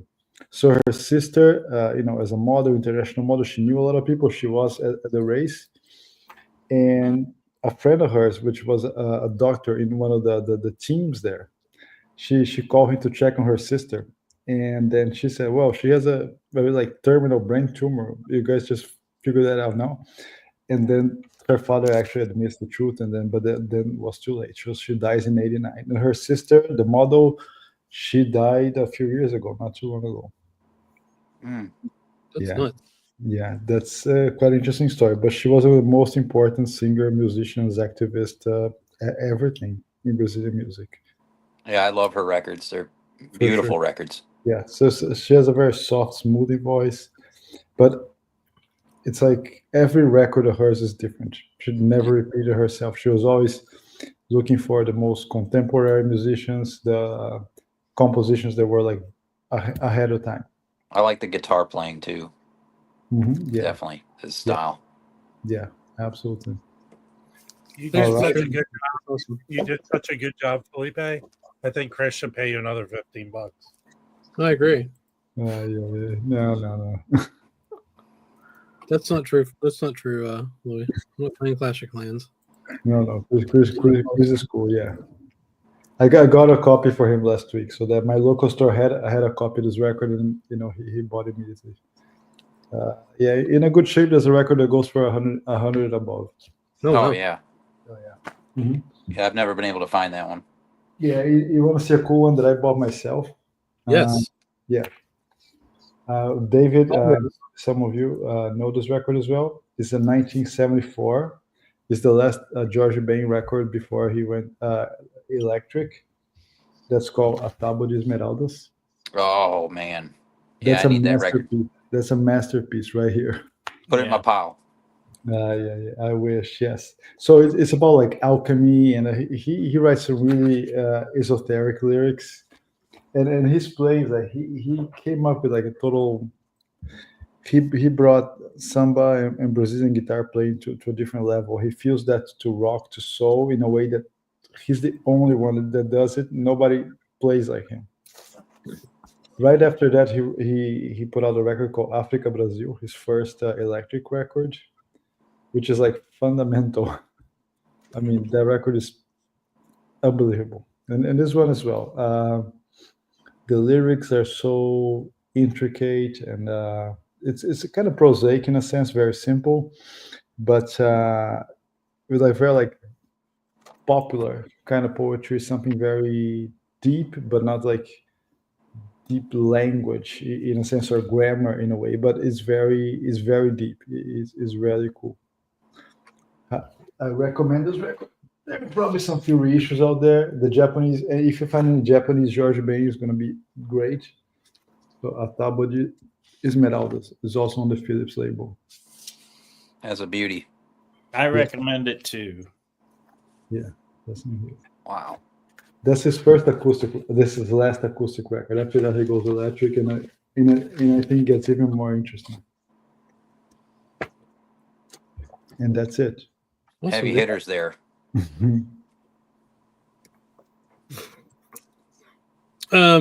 Chris, do you have any new stuff you want to share that you picked up, or did you already? You must be referring to me. Yeah. Am I the only other Chris here? Yes. Yeah, we don't have 15 this time. Yeah. So Rob, check this out. Oh, sweet. Oh, no kidding. I didn't even know about this. Never heard of it. And I saw you posted it on Instagram, and I was like, John Gamba, like, what the heck is that? And I sought it out, and I ended up finding a copy. And I'll say this: so for folks who can't see it, it's like a private press, I guess, isn't it? Like Del Moro Records. I don't think they've really put out. They were a New Jersey label, and they mainly put out like bossa nova stuff. Okay. So it's a really cool trio record. So Don Cinderella on bass, Paul Motion on drums, and my copy is Recycled Hiss. And I have to imagine that's all of them. Is that all of them? Mine has scratches, so there's no hiss on mine. Okay. Huh. It plays nice, and it's good music. Yeah, no, it's great music, and even though mine has a subtle hiss to it, it's actually super enjoyable, and it's not even that noticeable. I just figured, like, I don't know, like, it's not like they had multiple runs of this. I just feel like mine's an anomaly, or all of them have like a some sort of noise floor or something. But anyway, I picked that up. So Rob, I appreciate you posting that, because I'd never heard it before. I believe the marketing guy at the label got fired because Mr. Counterpoint didn't catch on. I mean, the guy really didn't do any other records. I can't find any other stuff he did. Yeah. No, I don't think been a lounge jack kind of guy. There was no counterpoint. That's right, exactly. So the other thing, and Mike's going to be disappointed he's not on right now for this. So I've been doing like, here's the thing. I'm not a 78 guy, right? But I'm a Blue Note guy, and Blue Note put out these 78 box sets, and I've collected them all, right? So I'm trying to think of like the more interesting ones for anybody. Here, hold on. For anybody on here, like the more interesting ones are like this, right? Like tenor sax, John Hardy. So this is Blue Note box set 78. They only put out like 5 of these things, or like I Quebec. So I've had these for a while. These are like the Blue Note 78 compilation of like 3 10-inch 78 shellac discs. And anyway, no one's gonna care about this, but like I finally. I do. Oh yeah. Is there there's a mosaic box of that I Quebec stuff, isn't there? Absolutely, yeah. So in fact, I think the mosaic combines. Correct me if I'm wrong. I think it does. The Hardy. It's all of it. Oh, yeah. Yeah. So it combines those 2 artists, the singles that came out on those discs, and I think you might be able to get them individually too. But they put them out. I mean, here's the thing. Like, I like the artwork too, and like, I mean, this is super cool. Yeah, this is great, Chris. Yeah. Like it's time capsule. Yeah, it's not Reed Miles, but it's super cool. And those are 2 of them. But here, while I have you, because I have the floor, right? So you'll recognize this from 10-inch, but they also put it out in 78. Yeah. So that's the Bechet, and I'm a unapologetic Bechet fan, right? Like I this stuff on 10-inch is great. So the other 2 are Hot Jazz, which also came out on 10-inch. This should look familiar anyway because it came out on 10-inch. How did you find those in such good shape? Well, I'll say this: every time that I've gotten one of these box sets in, every time except for this most recent time, I get the cover, and at least one, if not all 3 of the discs are shattered. Oh, because they ship it inside, in just the cardboard sleeves, and they're together, and then it shatters. Yeah. So fortunately, the 5th one that is like in an odd way is the hardest one to get, and it shouldn't be because no one should care as much about art hodes. But this one right here, which also came out on 10-inch with the same cover, I think, just got this in to kind of complete this set of 5, and for this reason, I just hooked up my I have like a ELAC mirror chord, I don't know, 620 turntable or something like that. It's like I don't want to say a throwaway turntable because really anything that's older than it's a decent one for 78s. Yeah, exactly. So I got a 78 stylus, and it's a secondary setup. I just got approval in my household to set up a secondary setup, which is important in all of our 5. Absolutely. Yeah. So anyway, I've been spinning the discs on this, and this is actually the first time that I got one of these box sets in where it was packaged just exceptionally well. All the discs are great, and they arrived and they didn't shatter. So, what was the year in those box sets, Chris? Like late 40s, early 50s? So the recording date might be different than the release date because a lot of these are compilations, but I would say late 40s to early 50s, probably 49 to like 52, because the earliest 10 inches came out in 53. And if you notice, like some of these box sets, they put them out in the Blue Note 10-inch series, which started in like 53, 54, and it was really a blip anyway, right, on the radar of anything. But this came out, I think, in the... That's a 1200 series, right? Yeah, that's a 1200 series. Yeah, excellent. Yeah. And it could be, so some of this stuff could be on that. Yeah. Oh, yeah, it's probably some of the stuff for sure. But he looks like he's screaming for an ambulance right there. Yeah, because I think 1200 series, like 80% sit in the shit, right? Right. Yeah. It's recordings that were from 39 up until 54. Or no, wait, 40, 45.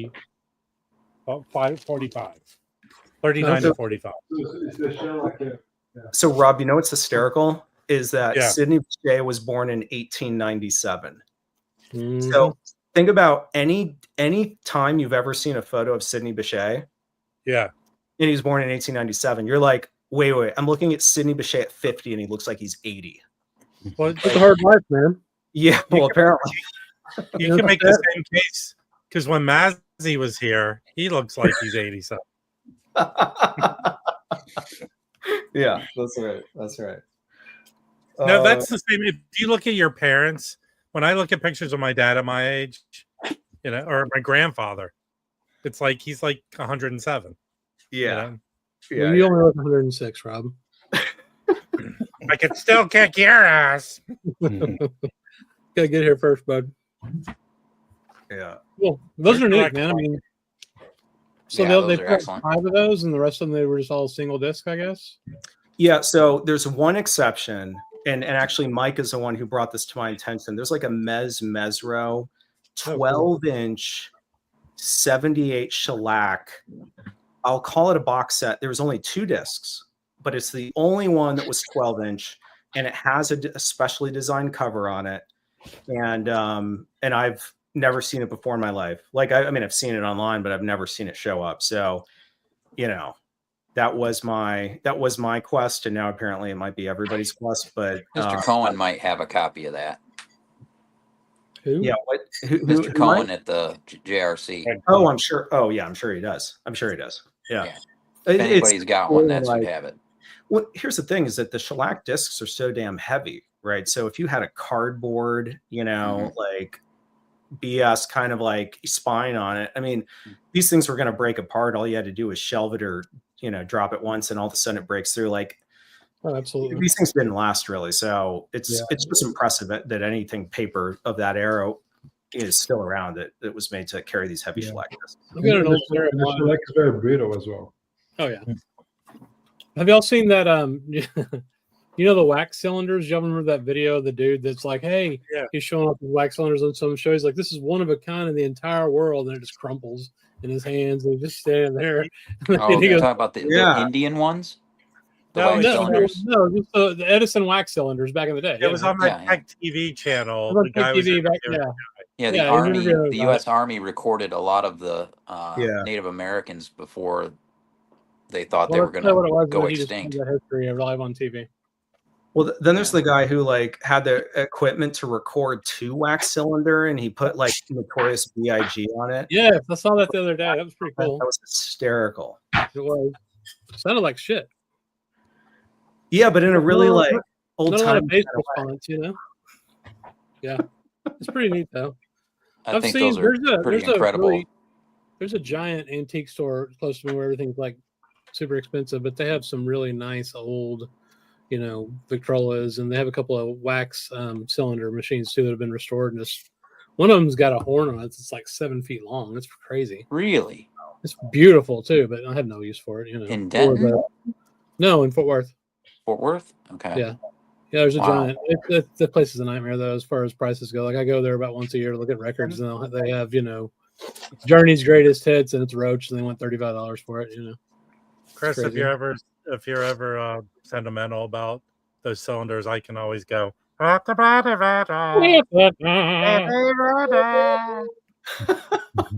think it's Mike excited. He's going to rejoin the stream. I don't know where he went. It's time to walk the dogs. Walk the dogs. Exactly. Oh man, Spidey senses are tingling. He's going to jump back on. Did you already show the stuff you got in Phoenix today, Mike? Yeah. I missed it. I'll have to rewatch it. Hey, Brandon, a question. Have you heard of Yama and Jiro's Wave? It's on Three Blind Mice. What does it look like? I mean, recognize it has 2 women on the cover. They're like American or European. I don't know. No. It's called Girl Talk. Yeah. Okay. I was just. Is it 70s? No. 75. It's Three Blind Mice. That's all. Yeah, I don't know. Is it great or? I don't know. I was wondering because they have that as another one they're reissuing. Oh, is it the same like Bernie Grunman? Yeah. Doing the thing. Yeah. No, I just recognized everyone on the one I picked up. I was like, oh, this looks really good. I like the one I have. I need to get some more. I'll check out this series. I'll have to stream a few of them. Yeah. So there's only the 2 out that we know of so far, or is there more? What is it? Orangutan. Orangutan. Yeah, it's the So here's orangutan. Follow Suzuki Quartet plus 2. Oh yeah. Oh, cool. Yeah, that one's out right now. You're talking about like a different series. So like Craftsman started putting out in Japan, they started reissuing these 3 Blind Mice labels, and you're saying there's like a Sony one that's different than this series? Yeah, it's Sony Japan. That's it.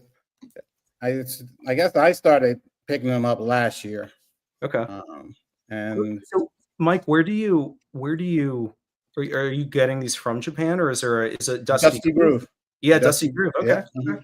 I think they're carrying the Craftsman ones too. So they put out, I thought they put out Unicorn, which is just a really, really good Three Blind Mice album. Like, I think between the Craftsman and then the Sony series, it might be like the best way to pick this stuff up. Cool.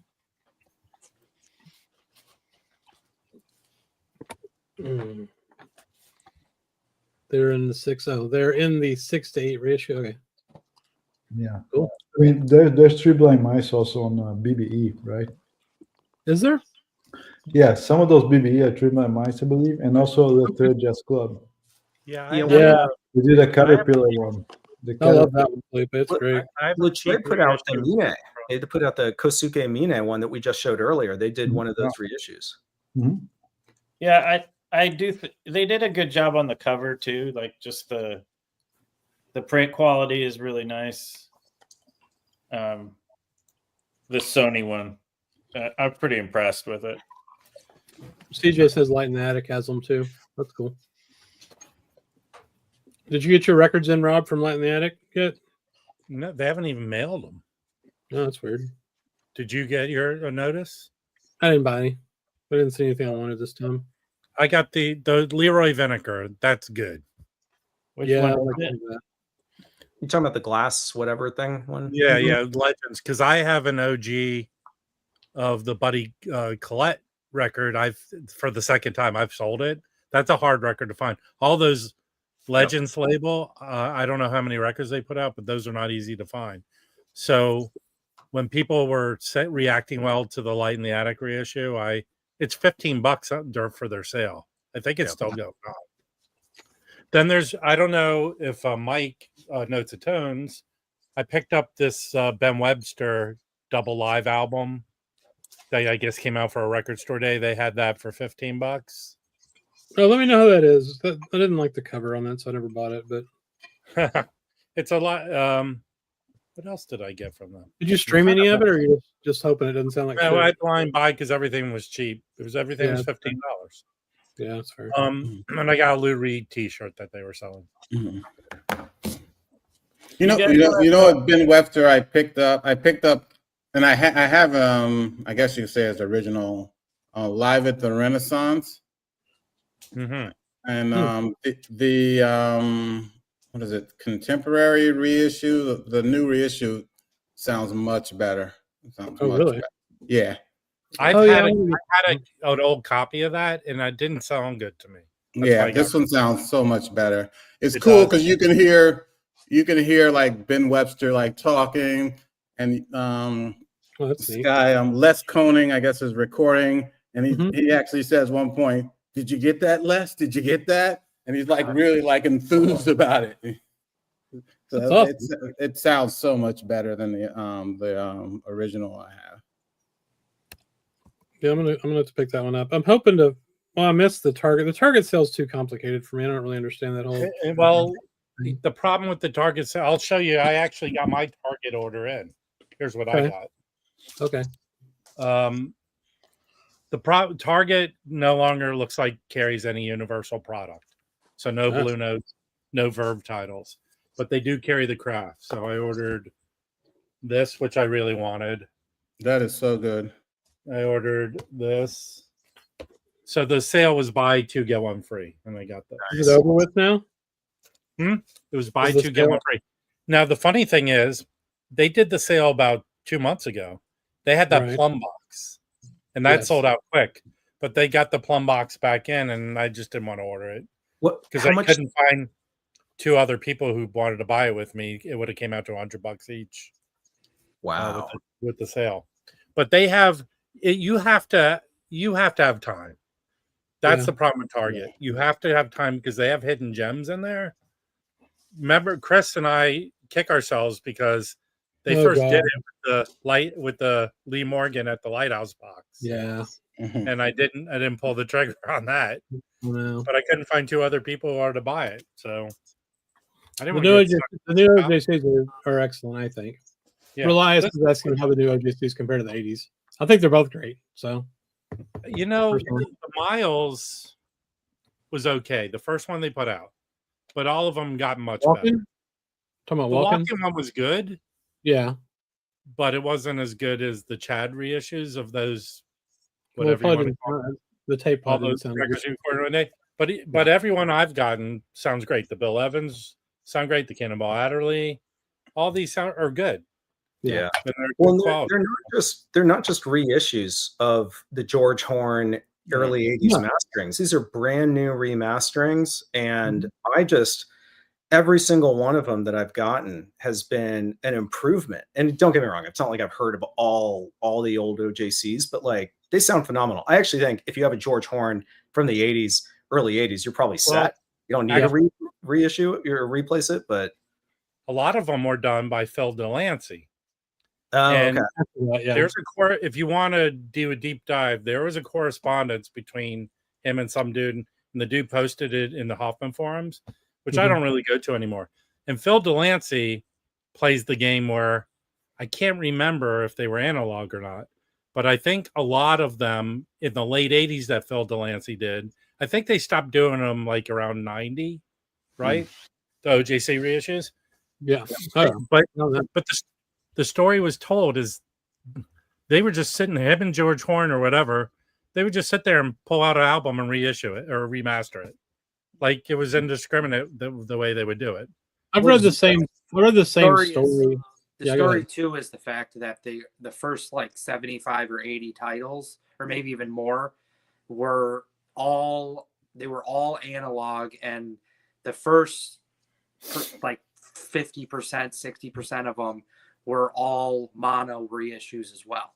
They were all just mono. And so like if you're looking for Tenor Madness, or you're looking for like, I don't even know if Saxophone Colossus was one, but like something like that, like these huge kind of Warhorse prestige titles, you probably have the next best thing to an original with those OJCs, because they are mono. And by the time you got to the late 60s, many of those records were becoming stereo, and the line gets very gray with whether like tapes were even, the tape was used, but then how did it become stereo if it was never a stereo recording? And it just became are you buying garbage and you're spending there's another mystery thing too with the current there's a bunch of OJCs you can still get.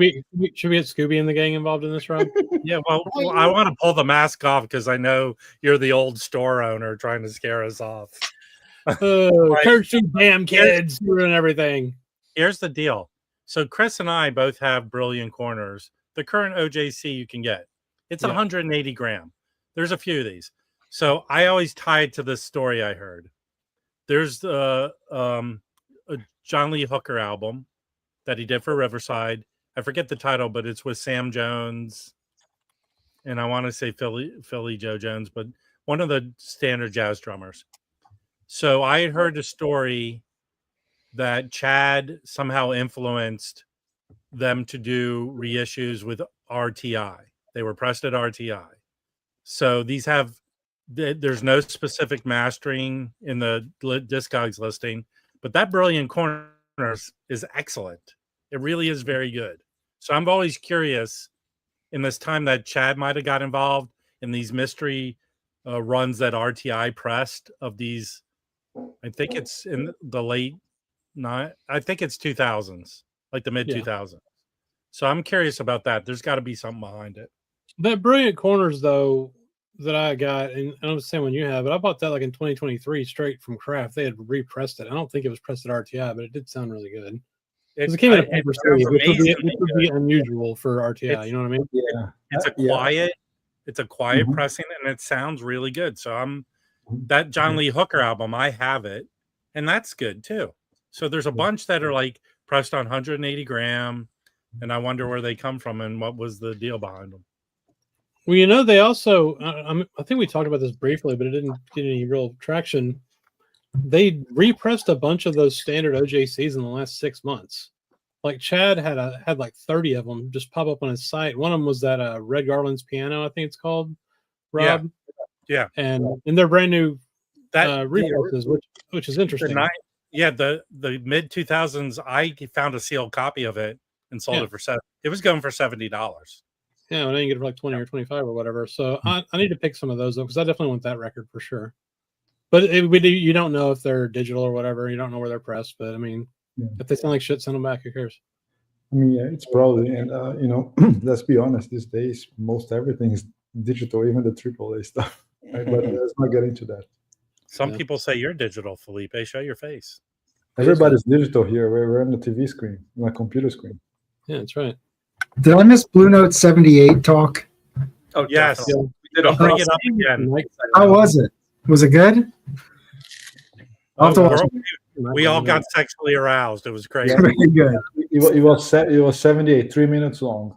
Yeah, I caught just a little bit when Rob, you were saying that. Was that stuff reissued as Mosaic? Sorry to revisit this.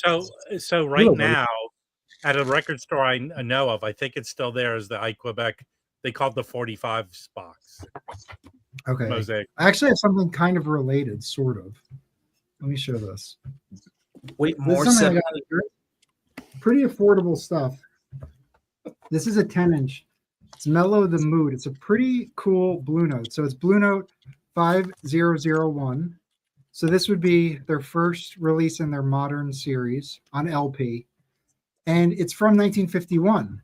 So if you think about, I think like 49 is like the earliest LP, right? So Blue Note, jumped on the LP bandwagon really quickly because it was such an improvement. I think it was just like an obvious choice to start putting this type of material out. So this was their first one, and it's stuff that was recorded, in the 40s. So why this is also really cool is essentially half this is iQuebec groups. So you have iQuebec Swing Cat, the Swing 7, and the Quintet. Then you have an Esmond Hall recording from 1941 with Charlie Christian. So I'm pretty sure if that's a 41 Charlie Christian recording, it's by that guy. I forget his name now, but he went and recorded at Minton's and some of the other clubs. Newman, I think his name's Newman. So from Seinfeld, I forget his first name, like Jerry Newman, I actually think it is. And then there's also John Hardy, and John Hardy is an amazing player. So there's a John Hardy track on this. So, and then a Benny Morton's. So anyway, so this is old 78 material, and it's a fun way to get it because it's an old Blue Note, all that kind of fun stuff. So anyway, happy to get this one. Very cool. Yeah. Did you guys talk about Hardy at all? Yeah. Okay, he's a great player. I showed the Okay. this one, and I showed this one. We talked about the Mosaic for a second, like all that. You really missed your time to shine, Mike. Yeah. And Mike, everybody's aware of the Mesmezra now. Everyone's aware. They all have it. They've all added it. I made everybody get on the camera and add it to their Discogs want list. So we're at a lot together. Rob, can you reenact what those records sound like for Mike? Hey, Mike, also, somehow Chris was able to pull up your Discogs card and we had bought all the records. Yes. I'll just quickly show two more Blue Notes since I'm showing those. This was gifted to me by Jeff Cross, who's a fan of the channel. So Jeff, if you're watching, thank you, sir. This is it's a Plastilite pressing, and it has New York labels, no deep groove. So I'm guessing mid like 64, maybe something like that. It's Plastilite. So anyway, thank you so much. This was really a generous gift. And then, I have the volume 1. So these are recordings from it's 47 is the earliest to 52. And it's a bunch of different groups. He plays with them. Who'd you get that from? From Jeff Cross. Oh, cool. Is that what he's calling himself now? Yeah. Because he's on the FBI most wanted list. He's a fan of Mike, not a fan of the channel. It's 40s material, so the sound is what the sound is. But this is also, I mean, the cover. Hey, Mike, did you see the picture I posted in our thread that I saw this? The record was just too scratchy, but it was a Lexington label. Mm-hmm. For what $50. do they want? What was the price on it? $50. The jacket looks nice.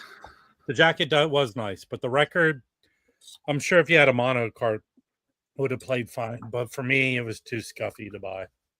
What if you had mono and listened to it with a stereo cart?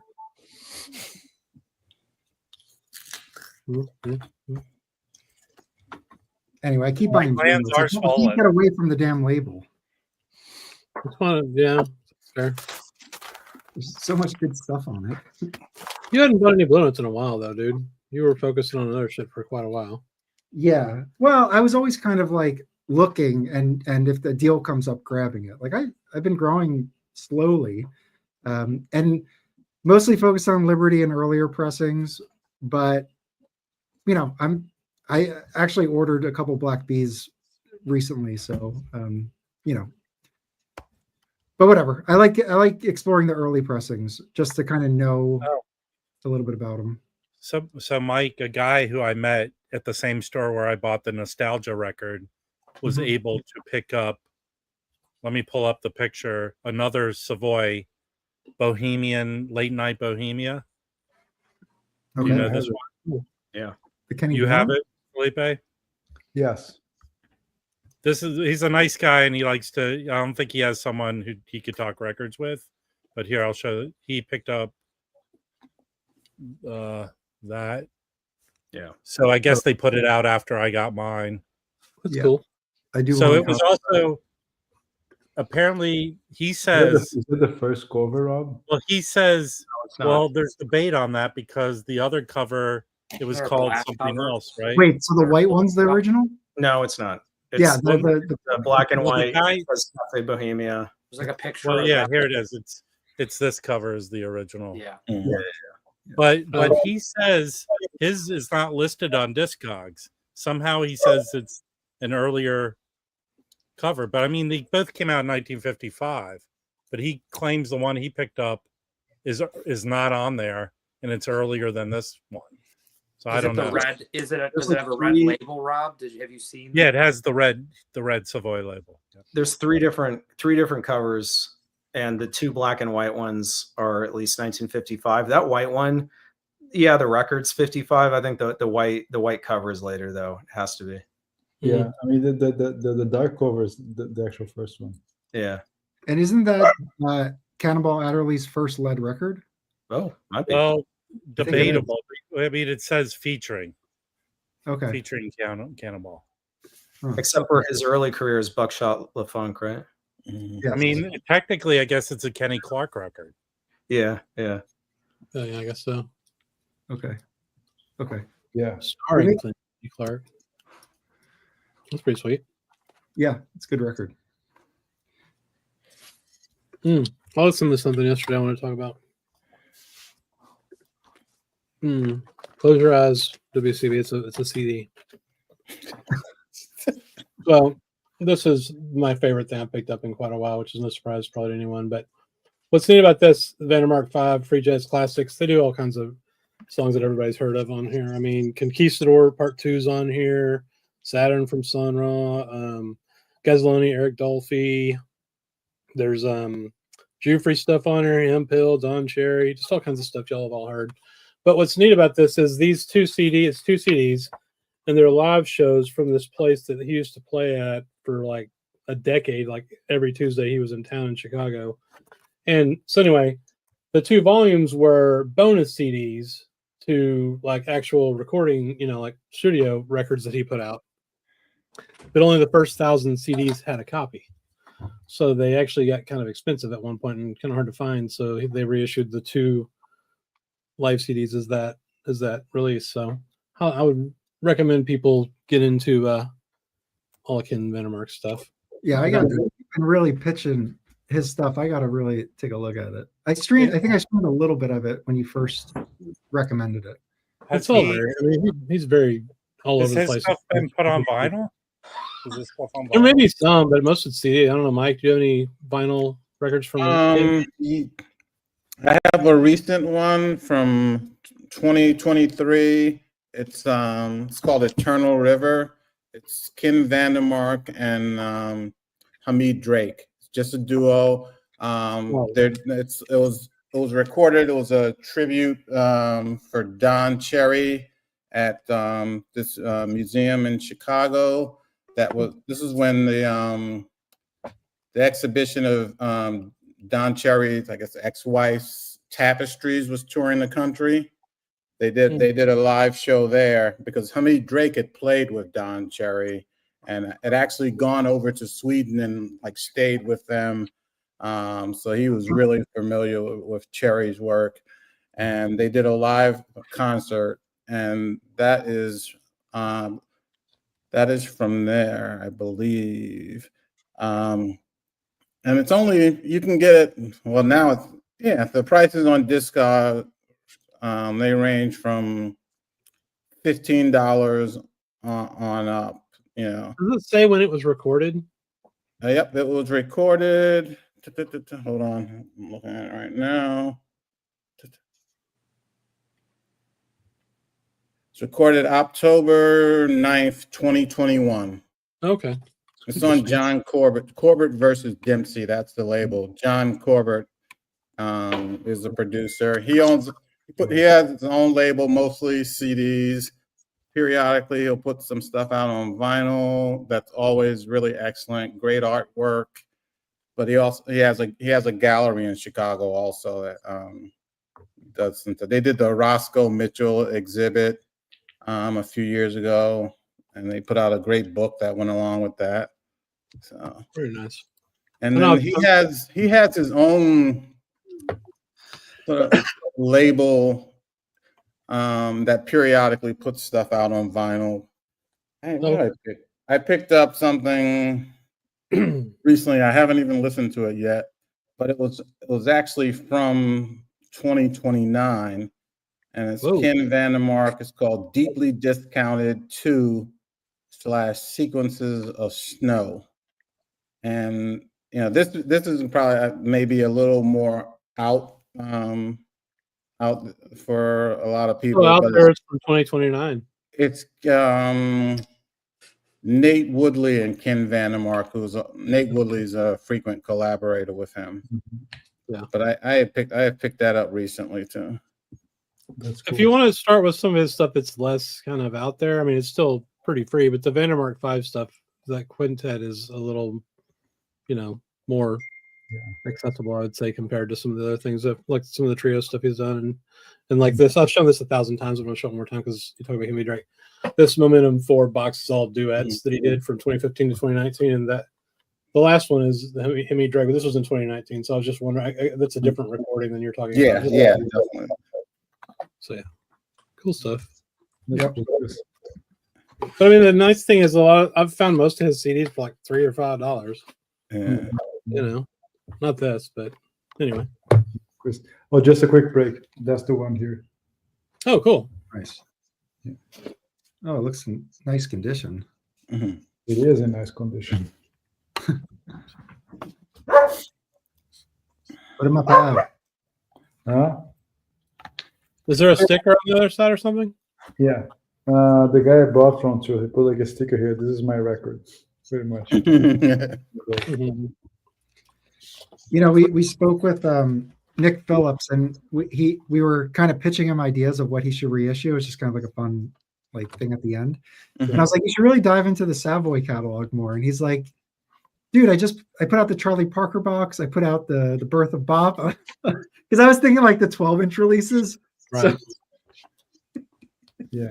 I made another recommendation. He was like, I was like, you should explore the debut label. And he's like, I put out the Hot House. Yeah, I think a record that deserves straight up yeah. the recommendations. Man, Yeah. So it sounds like your conversation with what's his name? Steve who? The audiophiliac. Steve Greenberg, yeah. Oh, that was awesome. It's all in good fun. Yeah, no, we're working on that. He'll come join us someday. But I think from the Savoy catalog, I think Bird's Word is a record that everybody deserves to listen to because it's just unbelievably good. Yeah. There's a lot of cool Savoy stuff, but I do feel like a lot of their strongest music they ever put out was earlier than the LP era. Well, yeah, but there's that lot of that free jazzy stuff with Archie Shepp and Bill Dixon and stuff like that. That's some good shit. I think they put out Lee Morgan's first record. Producing, yeah. Yeah, Morgan and Mobley, all the Yusef Lateef stuff is fantastic. There's a lot of good stuff. So interestingly, so Lee Morgan's first record was actually the Blue Notes. He recorded Savoy like 2 or 3 days later, but Savoy was like into being fast and scooping. So Savoy released the record earlier, but the Blue Note session is earlier than the Savoy. Yeah. But neither one are that great anyway. I think. Fair. Yeah. Indeed is great, Felipe. Don't slander Indeed. Yeah, it's all right. This I got a Scorpio of that though, so I don't know. I think this is one of my favorite Savoys. I would love for them to do a reissue. This deserves a reissue. Really is. I think both Curtis Mike's like this $1,000 record here. This is pretty good. It is very good, and the fact that it's rare definitely increases the value of it. But it's not one of the records. It's not one of those records that is just expensive because it's rare. Like this is a killer session. Yeah. And it has the opening song, which is I think it's even the reissues are not cheap. Five Spot After Dark. This is a reissue. This is not RBG. It's like I got it from someone. I have like the whole correspondence written out here because I was so happy to get it. It is an early pressing. It's just not. So it's like pre-65. That's like a maroon label or something. Yes, it's Oh, that's awesome. That's super cool. But it sounds very good. So, Mike, read everybody who's in that quintet. So it's Curtis Fuller, Benny Golson, Tommy Flanagan, Jimmy Garrison, and Al Hardwood, which is okay. I just wanted to hear that because in 1993, Curtis Fuller did Bluesette Part 2. And everybody except for Jimmy Garrison, of course, is playing on it. Yeah, well, that's I mean, it's a record good enough to have a sequel for sure. I have a Japanese copy that sounds pretty good. I like it. Yep. But that would be a good one. I should have told that to Nick. Oh well. He doesn't really do individual records though, so it'd have to be some kind of concept of a box, Well, I thought of stuff afterwards. Chris, I was just saying that we interviewed Nick Phillips and we were pitching him ideas, and I had like 2 that fell real flat. So, oh well. Well, he was just telling you, hey, I already did that, basically. Yeah, but we got some guesses right. I think there's good stuff coming next year. Yes. Yeah. Well, he likes the really early stuff at least from my memory. Like he's more of like the bop stuff rather than like, oh, I want you to do. Yeah. Let's do a mid early 60s Curtis Fuller box set or a Yusef Lateef 57 to 60 box set. For sure. Yeah. I think there was some Muse stuff coming, right? That he said. This is like I think this is a French pressing I have of it. That's it. Yeah. I think it's like 4 years afterwards or something like that. I like that cover too. Yeah. That's cool. The original cover's better, but I thought this was pretty cool. Yeah, it is. Yeah, it'd be even better if Art Farmer was on it. It's got a French Savoy. Oh, I haven't seen that.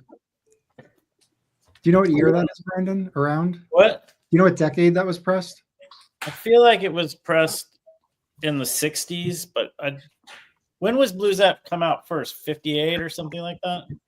Ugh, I have to double check. That was right. 57. On your copious notes there on the back of the I record. think this is like 60 something. I'd have to look it up. Hold on, I'll look it up.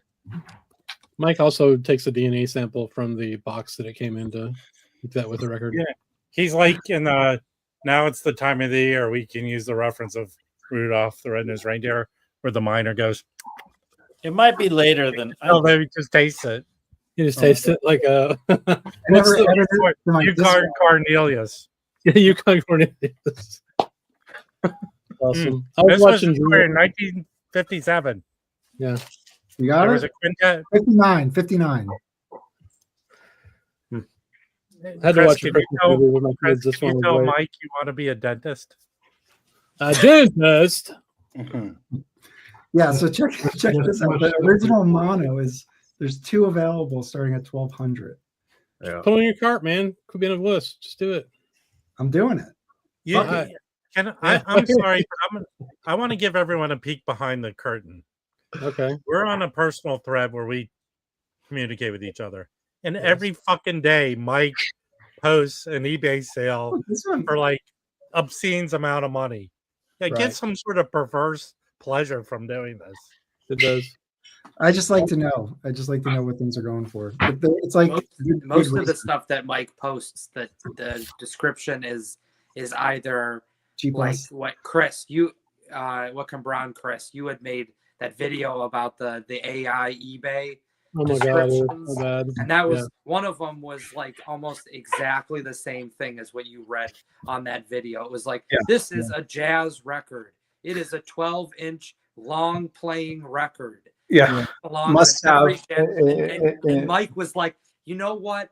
This fucking should go in the private chat because it's $30 for this. It's a must-have for any serious vinyl collector. Yes. Dude, I'm all about taking risks. Ultrasonically clean with sandpaper. That's right. I have a high risk threshold with buying records. No, here's what Mike does though. Here's the truth. He posts $1,500 records, or he posts shit that's not good enough for him to buy. That's what he posts to the Discord. Oh, or I already have it. I'm passing it along. Anything G plus BG shit for $150. He does this passive aggressive thing. I think you guys should buy this. No, actually, that Let me know how it goes. I bought one of the ones he posted yesterday. Oh, which one? I don't remember. You're going to regret it because he did one, and I got Joey Gallio to buy it, and it was warped. And the guy wouldn't take it back. The guy wouldn't take it back. No. Yeah, that's why I don't buy on eBay mostly, unless Mike posts something that I want to buy. So Joey was looking for an original Joe Henderson. I found him for Red Clay. Red Clay, and I feel like if you wait, you can get one for like $40 online. I found him. Rob, did it have the green label? Yes. The one he found was green label. The one I found was just the yellow label. It was just the yep. I have a few green label CTIs, but I found a really nice copy for $25, and I sent it to Joey to make up. I have to clean up Mike's messes. I'm sorry. Okay. Doesn't that go through Mazzy too? So isn't it technically Mazzy's fault? Everything's Mazzy's fault. Yeah. No, I sent it directly to Rob. Oh, okay. If someone accidentally gets killed on the stream, it's Mazzy's fault. That's true. That's very true. I was listening to this recently. This is damn good. I need a copy of that. Yeah, we told you that years ago, man. I don't think I appreciated this when I first got it, but I re-listened to this. It is so good. I've been also streaming quite a bit of Archie Shep.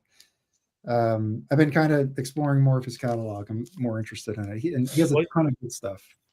He's going to be deep diving. Yes. Well, I'm always kind of like listening to Shep along. Like I have his steeplechase. What do we got there? That's if the one anybody wants it, there's a starting bid at 25. It's buy it now for 60. This is not my auction. It's a green label, looks in great shape, was just posted like a minute or two ago. Boom. Anybody wants it for $60. BG plus. BG plus. I've been scarred by that record. In a great way? No. I can't get a good copy of it for some reason. It's like one of my 2 CTIs I own. So I got this. Right. I showed this last week, I think, on the Jazz. Was I cleaned and listened to it, and this is pretty good. It's just very straightforward. If you like the Mal Waldron Archie Shep album, this is him and Dollar Brand. It's really good. It's he's not playing as loud. It's very subtle. It's good. Yeah, this is on Denon. Came out on Denon. Yeah, I've been getting into him, and then also Sonny Murray, the drummer. Yeah.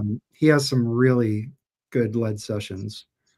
The ESP disc one is great with Byard Lancaster. Oh, I don't have that one. I need that. That's Roberto. But yeah, I like I like his style too, like the chaotic kind of free jazz stuff, because to me it still seems like thematic and like narrative, so I can like stay connected to it still and like enjoy the craziness. So well, the one that there was good. one that came out for Record Store Day like 2 years ago. That was that French. It was like a French recording. Mm-hmm. Oh yeah, and originally came out in the 70s, but it was that's one of the best Archie Sheps that I've heard. It didn't sound too bad either. The Record Store Day one actually sounded decent. It's fire. I found an original of that, but even the records, right? The fact that there's a modern reissue makes it more. Yeah, it's from Culture Factory or whatever the hell. They have like 5 or 6 different labels. I buy a lot of that stuff. I think they're the ones that don't they have that like OBI that or like the OB that comes with. Yeah, and they'll have different colors and stuff. Yep. And they usually, if you clean them, they actually sound really good. I've got all the Larry Coryell stuff that way. Yeah, that they put out. Yeah, I think that was their main kind of bread and butter was the. But the trick with all those is not to buy them at Record Store Day and wait 2 months and you get them for half price, like for $15 all day long. All of them. And a lot of those records, like the Coryell stuff, is cheap to begin with, but they're fun to collect. I like them. Then they had that controversy with Strata East on the last Record Store Day. With that something, right? Yeah, I think that was bullshit, though, in my opinion. The reason I say that is they said it wasn't licensed, but then the back of the cover says licensed from his estate, right? And the whole thing with Strata East was supposedly that they gave the tapes to the artist, so yeah. Maybe they didn't have the rights to the logo or something. I don't know. Did they get it? They didn't use the logo. Didn't they just do another one for this past Record Store Day? I think so.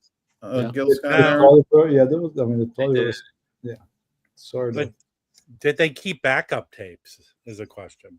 So I hope so. Yeah, but there will be Strata East for Record Store Day, so that's gonna be nice. Yeah. For the next month. Yeah. That's really there's going to be a few titles, Tom Poet style. That's all I'm gonna say. Yeah. Yeah. So speaking of like hard records to get, I'm gonna put in the private chat here, Mike. If you can open that and show that. It's a record. There's only one pressing in Germany. It's called Abend Musiken.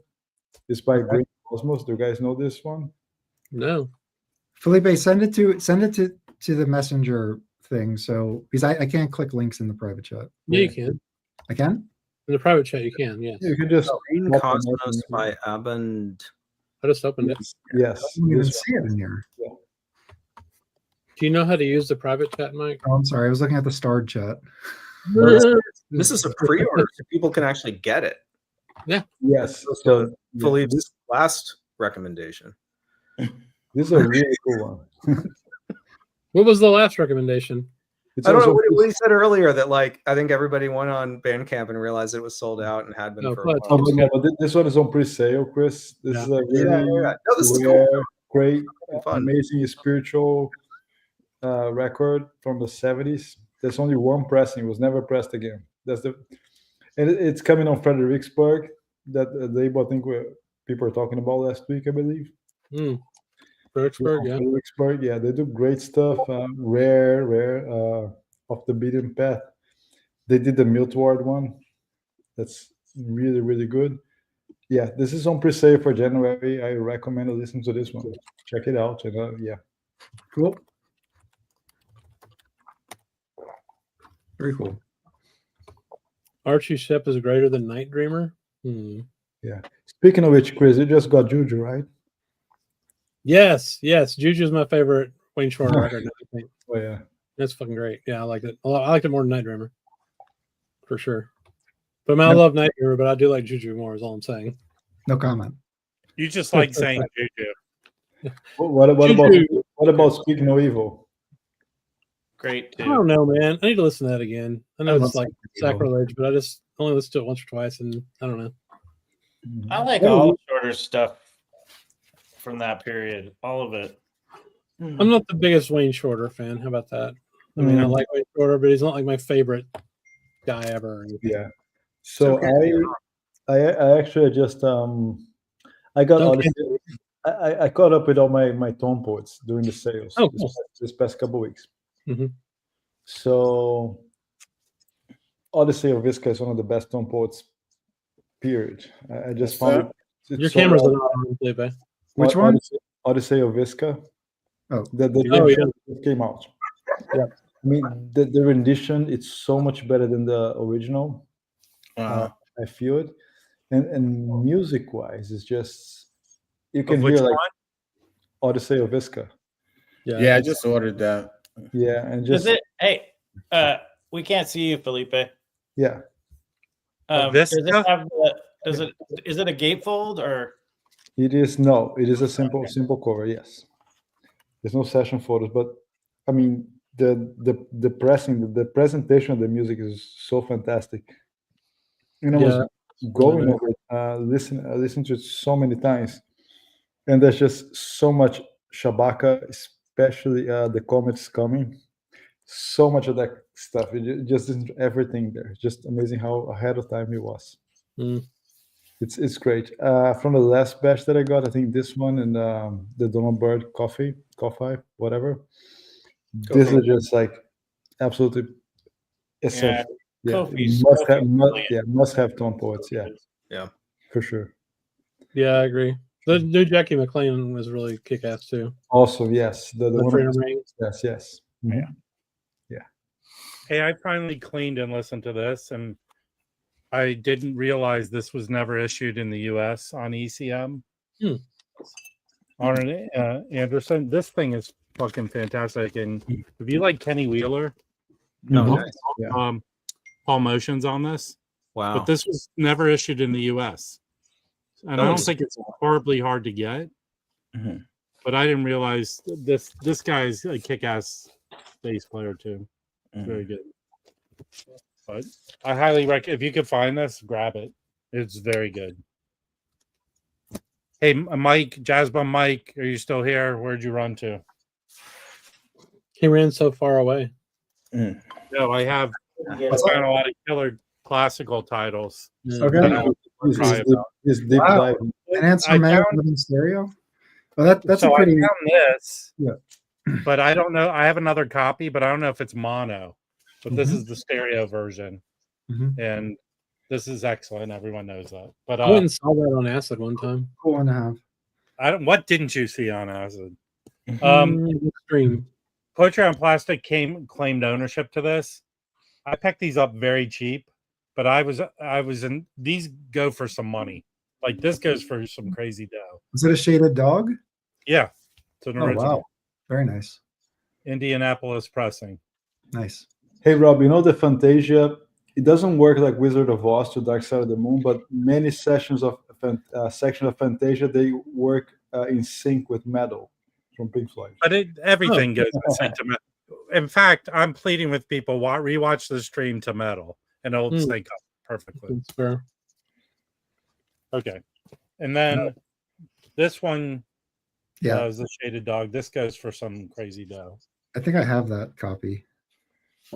And then Mike, I don't think this is Michael said this is rare. I don't know how rare it is. Okay. But this is a soundtrack redone from the famous Russian director Eisenstein, or what is his name? Who did Battleship Potemkin. But but this is the only one that has like a thing on the back. Interesting. There's no liner notes on it. Huh. I've never seen this on a stereo. Did you what does it go for on Discogs? Did you look it up? $15 on up, which is a lot for a classical record, but it goes for a lot of money. I think $15 is a lot of money for classical. Yeah. Oh, okay. This goes for I think also 40. Classical can get extremely pricey. It can get crazy. Living Stereo, these were popular. Yeah. But and classical music isn't like crazy popular now. These were $6 each, but they're worth a lot. Jazz. Yeah. You do you think jazz has more? Do you think jazz has more listeners now or classical? Oh, well, do you see? Do you jazz? see? Yeah, it's not a mainstream kind of thing. Jazz, I think, is right. Classical people get into classical as they get older. We're all going to get into classical. It just depends on the time. And then Mike gets into it when he's 37 or whatever. But exactly, it's just a matter of time. Mike, we have to do a Classical Bums live stream before the end of the year. Chris, you're correct. Once you get old, you get into classic rock. Yeah. It's just classical bums. Rob, I feel like you've seen significant growth in your classical collecting. He's just trying to sell them for money, though. He don't care. Well, no, I did sell them for money, but I'm actually starting to keep them because I have to play grade them, and I go, "Wow, this is good. I'm going to keep this." But it's an investment. In fact, I found a digital 80s pressing of Holtz the Planet sealed, and Michael goes, "That's $1 record." And I looked it up on Discogs, and there were none for sale. It's like a $35 record, so it's crazy. So how some go, Crazy. So I'm about to jump off. I want to show one thing before I jump off. That's cool. Okay. And I don't know. I'm actually curious because I just got this in. I haven't listened to it, so I'm actually curious for feedback on this. So this came in today. So this is Rob Brooks's The Smart Set. So it's obviously Japanese record. So it's sorry, I said Rob Brooks. It's Roy Brooks. Roy Brooks. Okay. Miki Tucker and then Takashi Mizuhashi, as well as Hidehiko Matsumoto on tenor sax. So it's a rhythm section plus tenor. It's a quartet session.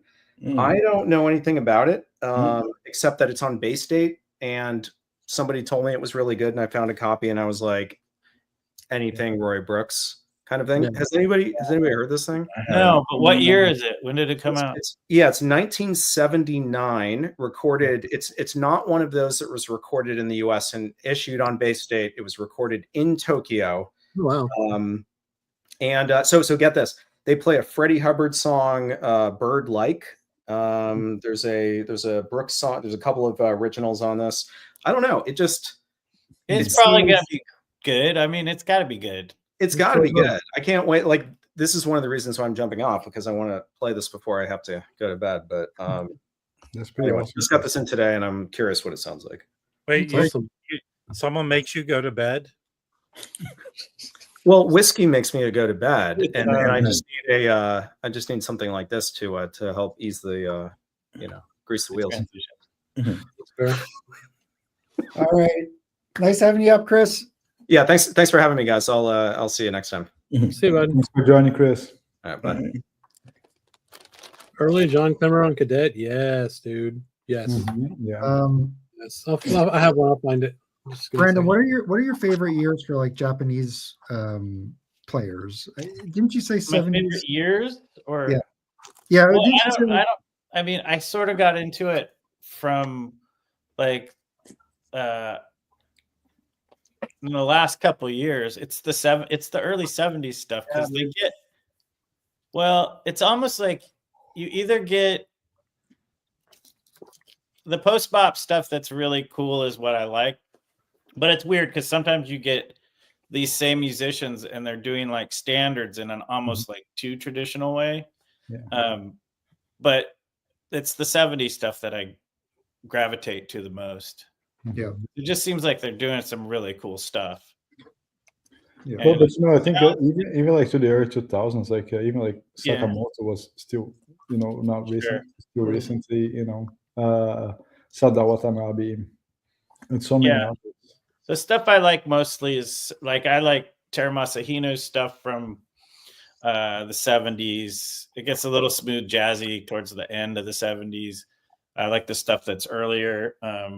Isao Suzuki, his 70s stuff, even into the early 80s.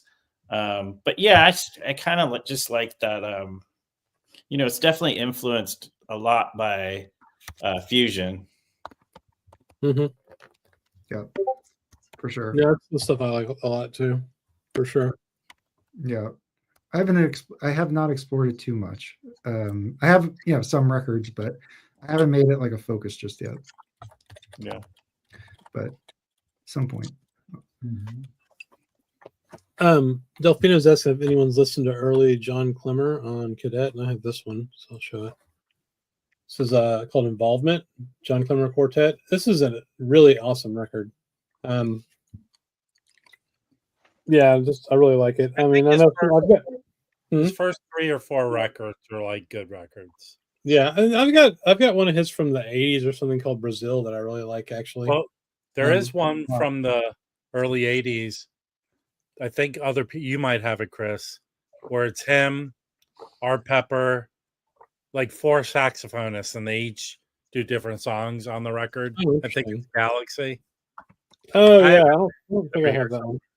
This has got a bunch of people I've never heard of, but yeah, Delphina, I agree. I paid $8 for this, and look how nice this is. I mean, this is like a perfect copy. So. His first record goes for a little bit of dough, I think. Yeah, I think this is like, I don't know which one this is, like when this was recorded as far as, it was recorded in May of 1967 in Chicago, which is cool. I mean, Argo's great Chicago label. So yeah, highly recommend that one. You just picked it up. Do you like it, Delphina, or have you not listened to it yet? I wouldn't be opposed to finding more of his early stuff for sure. And by the way, Mike, the other record you posted today with that fucked up cover, I bought the one from Human Head instead. On Discord? Yeah. Good. That's good record. Yeah. What is it called? Woody Shaw with it's what the hell's the name? Archie Shep, right? No, it's Anthony Braxton and Woody. But Woody Shaw is only on like 3 of the 5 tracks or something, but they gave him like the top billing, which is anyway, it's a great record. He was signed by the label. I forgot the name of it. What's the name of it, Rob? It's got a something Men. Iron Men. Yes. Iron Man. Iron Man. And all Woody Shaw's Muse stuff is like creeping up in price. So like that's like one. Yeah, for that price, you should definitely pick it up. Creeping up in price. Chris got that for like $25, which is a great. I paid more than that for mine. Yeah, I'll be excited to get that one. Then I'm gonna buy also. Well, I haven't bought it yet. It's in my cart, so don't go buy it, you bastards. But yeah. That was a very threatening talk there, Chris. It was. I mean, I want to go through all their CDs too because they have really good CD prices. So, last time I bought from them, I bought 1 record and like 20 CDs. They did. They packaged it well, which was kind of weird. We never did. Yep. We never went through the classic series. Oh, we did that earlier. Yeah. Oh, very quickly. You want to give your opinion? You guys are so out of sync. It's not even funny. Well, I had to watch a Christmas movie with my children. My 16-year-old was like, "Hey, we need to watch a Christmas movie." And I was like, "Well, I got my stream." She's like, "Oh, your stream's more important than your family, huh, Dad?" I was like, "Okay, babe, we can watch a Christmas movie." Which Christmas movie? Jingle All the Way. I think you did more harm than good by watching that. Yeah, she loves that movie. I love that movie too. It's funny. All right. So, what are your thoughts on this, Chris? I don't know. It's a lot of shit to have random thoughts about.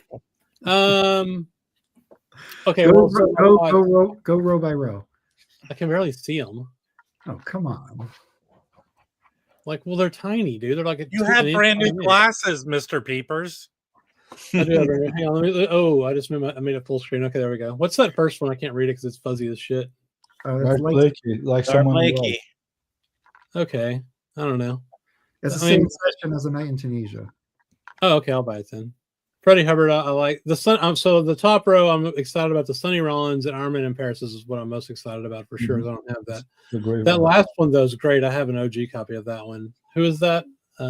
Force Over. Yeah, that's a good record. Lou Donaldson. I'll have to stream that. I'm excited about the 2 modern ones, the Tony and the What is that other one? Don Pullen. Don Pullen. Yeah, well, that's a horrible font. Yeah, so I'm excited about that. Roll call, I guess. Yeah. Look out.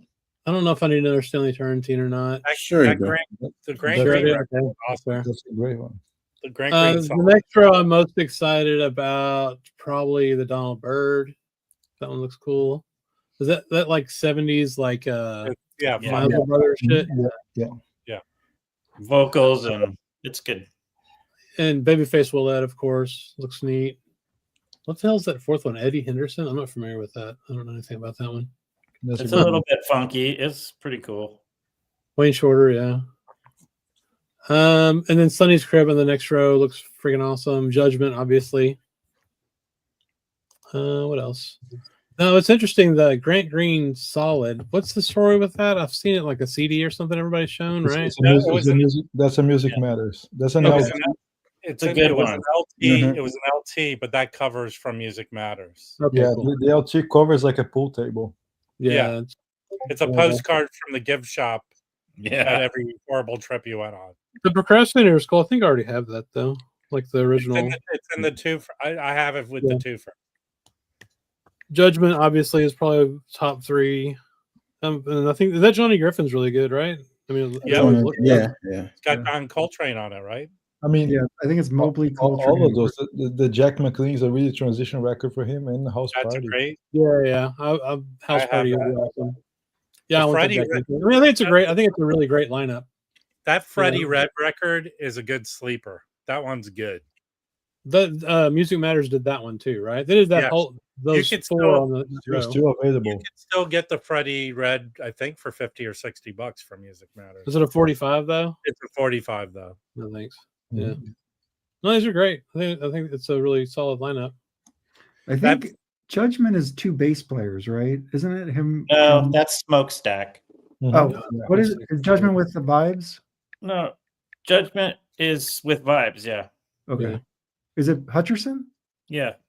Okay, cool. Yeah, I think I'm going to pick that up. No, it's Dave Pike going. I think that's fair, Carlos. I think I could almost vibe with that, except for Our Man in Paris, because I love Dexter so much. You know.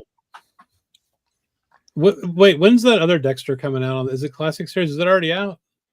Which one with the stickles on the cover or whatever? Which one? It's the one. It's Mike. Didn't you get a copy of this record recently? Didn't you buy a Dexter Gordon recently? Which one? Getting Around? Yeah, Getting Around. Yeah. He's on a bicycle. I think it came as a classic recently. Yeah, I need to get that. I might go pick that up. That's what's probably interesting too. I have the Music Matters on that one. Yeah, me too. Yeah, it's a good one. Yeah, you can get a link, Carlos. Let me post the link. Anybody else join the stream? I'll just kick you off of it. So unless we like you, I'm gonna hear for 10 more minutes. I want to listen to a record. Okay. Yeah, for Freddie Red, I have the Mosaic box that came out in '89. Nice.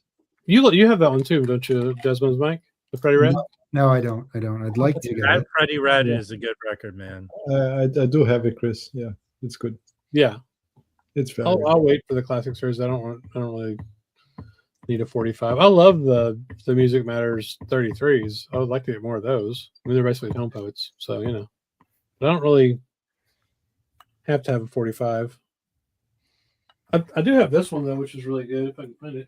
I mean, the Music Matter 33s and the tone poets are like exactly the same. Pretty much, unless you get like the SRX, then you're super fancy. Yeah, that's it. I did get this one. Chad did. And it's 45. It sounded really good. I like this record quite a lot. Is that Atlantic 75? Yeah, it's Atlantic 75. Both of them were flat too. I guess they weren't stored in that same warehouse. Hey, Carlos. Hey, how's it going? Long time. How you doing? Hey, Carlos, welcome. Thank you. Oh, what happened? Did you lose your beard? You grew a little beard there. Oh yeah. Last couple months. Wow. Very nice. Did you ever go outside? No. Just been inside. You got new stuff you want to show? Yeah. I just got this in. Horace Arnold. Awesome record. Yeah. That is an awesome record. Oh yeah. I have Tribe. Yeah. Did you notice, Carlos? They got that wrong. Picture Billy Harper. Yeah, that is not Joe Farrell. But Joe Farrell's on it. Right, both. It's an awesome ass record. Yeah. Is Billy Harper on it too? Yeah. Okay. Yeah, that would be hilarious. Random picture. That'd be weird. Horace Arnold was Billy Harper's drummer, right? Oh, okay. In his groups, yeah.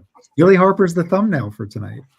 Yeah. And then two that I was excited about and really liked that I got in was Donald Byrd Coffee.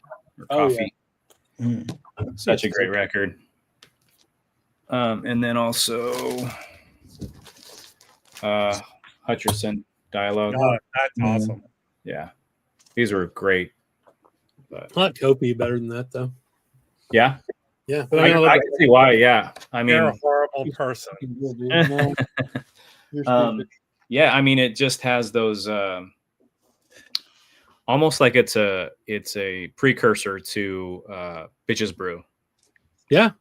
You know. Yeah. Mm-hmm. And actually reading the liner notes. I mean, same. Yeah, reading the liner notes, it kind of is because Donald Byrd talks about they talk about Bitches Brew and they talk about the fact that he's like, we were doing this kind of fusion stuff a little bit before. Mm-hmm. You know, we've been doing this fusion stuff since, early 60s or something. Yeah. And then what was the record that he did right after Bitches Brew? Donald Byrd. I'm trying to remember now. I'm gonna look at his y'all go ahead, but I'm gonna look at his. Was Donald Byrd on Bitches Brew? Oh no, it's the one that was issued. It's the Detroit thing. Oh, that's right. And that's very Bitches Brewish. Yeah. So I mean he reacted to Bitches Brew as well, was my point, I guess. But yeah, I really like Kofi a lot. It's killer. This one too I got in recently, In Orbit. Oh. That's a good one. Is that a 70? What is that the Chat Acoustic Sound Series? Yeah, it's the OJC. Oh, it's OJC. Okay, perfect. Yeah. But great. Just, very few recordings with Thelonious Monk as a sideman, but this is a really good one. Well, Clark Terry's just fantastic. Who rounds out the rhythm section? Yeah. Philly Joe Jones and Sam Jones. Nice. Yeah, and Clark Terry is on flugelhorn on this. Holy shit, that's pretty tough to beat, man. That's a great lineup. Oh yeah. It's Electric Bird is the one I was thinking of. That came out right after Bitches Brew. But when was Kofi? Oh, Kofi. It was one of the 70, I think. It was recorded in December of 69 and December of 70. Yeah. Interesting. So I mean, whatever. Like Miles was doing fusion-y stuff before Bitches Brew too. I think. I mean, in a silent way, it's kind of Yeah. I mean, the electric ears. Electric Bird's great though. That 313 series. I don't know, man. I wished it would have. The Electric Bird is good. I thought the Thad Jones was good. It's a WOR recording, so it's not. It's an earlier recording, so I think people may have assumed that was a pressing thing, but that's just I think how the record sounds. Well, unless your name is Chris and you work for UPS, then you have the blessing of having an OG that sounds better. Oh, is that right? That's what you remember when it came out. Yeah, I liked it. I thought it was okay. Does anybody have Volume 3, the Magnificent Thad Jones Volume 3? It's like the yellow cover. No, I haven't even listened to the other one. Rare. I haven't listened to the classic series yet for the Magnificent Thad Jones. I need to listen to that. I think Felipe. I want to get that Mad Thad. Oh yeah, that's which one, Mike? Oh, which Blue Note Thad Jones Volume 3. Yeah, I do have because that's a Hackensack session. Mm-hmm. Yeah, it's pretty. I think it's 46. It's 1546. Yeah. Okay. Yeah. See, it's one of the last. 46 or 44. It's one of the last Lexington ones. Did anybody join the Blue Note Tone Poet Society? I know Roberto did. I did, of course. Notes and Tones. Mike's getting the special release. Oh, you're muted. I have that already. But did you order it though? Huh? Did you order the Tone Poet version? No. Hey, maybe. Mike, I don't know. But I have it. If you don't want it, order it and I'll buy it for you. But here's what I also did was, when you do the tier 1, you get the one-time 30% off thing. Yes. So with the 30% sale that they just had, you can stack that. Yeah, I stacked it. It was like $19 Tone Poet. Wow. So, yeah. So it's worked out fine. Yeah, but going forward, you won't be able to do that, right? Because you'll be getting all the Tone Poets, but you can do it with the Classic Series stuff or new. Yeah, but I got the stuff that I don't have. Right. That's cool. Good move. Yeah. Matt did. You joined. That's cool. Yeah. I would join if they put a title out, like an exclusive title out that I didn't have. I'd probably be more inclined to do it. I don't know what's coming. Really? You think that's the thing that pushes people? I don't believe that you will ever join that, no matter what happens. It depends. If they put certain titles out, I might consider it. How many times did you belong? How many times did you join Vinyl Me Please? Like twice, I think. Yeah, but you got to buy 6 records to get that exclusive. So you could just wait and pay $100 for the exclusive on Discogs if you wanted it that bad. I mean, unless you just want to go for more. It might go for more than 100, man. It might. Well, how many do they do? 1,000 of them? Yeah, that's true. The FOMO that's like FOMO stuff. Yeah, until it happens, and then you actually want it. No, I know. I'm just saying, but like that's people are just gonna want it because of like I don't know, whatever. Mike, can you give us your reaction to not buying the Shaheed C record, Store Day record? What? Can you give me your reaction now, a week later, that you didn't pick up the Shaheed record?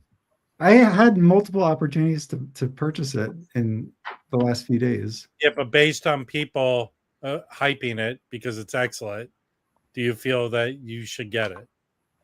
I'll get it and I'll just shelf it. I mean, I know I'm not going to listen to it much, so it's an easy. So do you listen to anything much? I sure as hell don't. I mean, I got like 3,000 records. And I barely listen to a record once, man. I listen to about 20 of them a week. I mean, I do listen to stuff, but I don't know. I don't know. I just I don't know. I mean, I'm still pissed off about the Shaheed that Sam Records put out, so I'm not buying any of his shit. I mean, that sounded great. It just, God, it's so boring, man. I don't know. Was it? You didn't like it? I liked it. I liked it. Yeah. I might have just been in a pissy mood when I listened to it. I don't know. That happens. But I didn't just listen to it one more time before you don't listen to it again. Yeah. Okay. I didn't buy this. I didn't even. I wasn't even thinking about buying this release for Record Store Day. It just. I bought probably almost not everything else, but what did I get? Only bought 3. Only bought 3 Record Store Day titles. I think I bought like 4. I had 4 coming. I bought maybe like 6 or something like that. Yeah. And I got 4 of them from the In-Groove because the places I went didn't have the Sun Ra. They just didn't have anything. He didn't get anything. He was like he wasn't allocated anything. Yeah, I mean, that's the thing about Record Store Day. And next day can buy pretty much anything at In-Groove. Right. Exactly. Yeah. I'm very surprised you didn't buy that, Paul. Go get it. I'm waiting for like the Max Roach to drop in price. That's why I thought that would drop in price. I think I saw somebody posted on eBay for $25 today. Yeah, plus something. Yeah.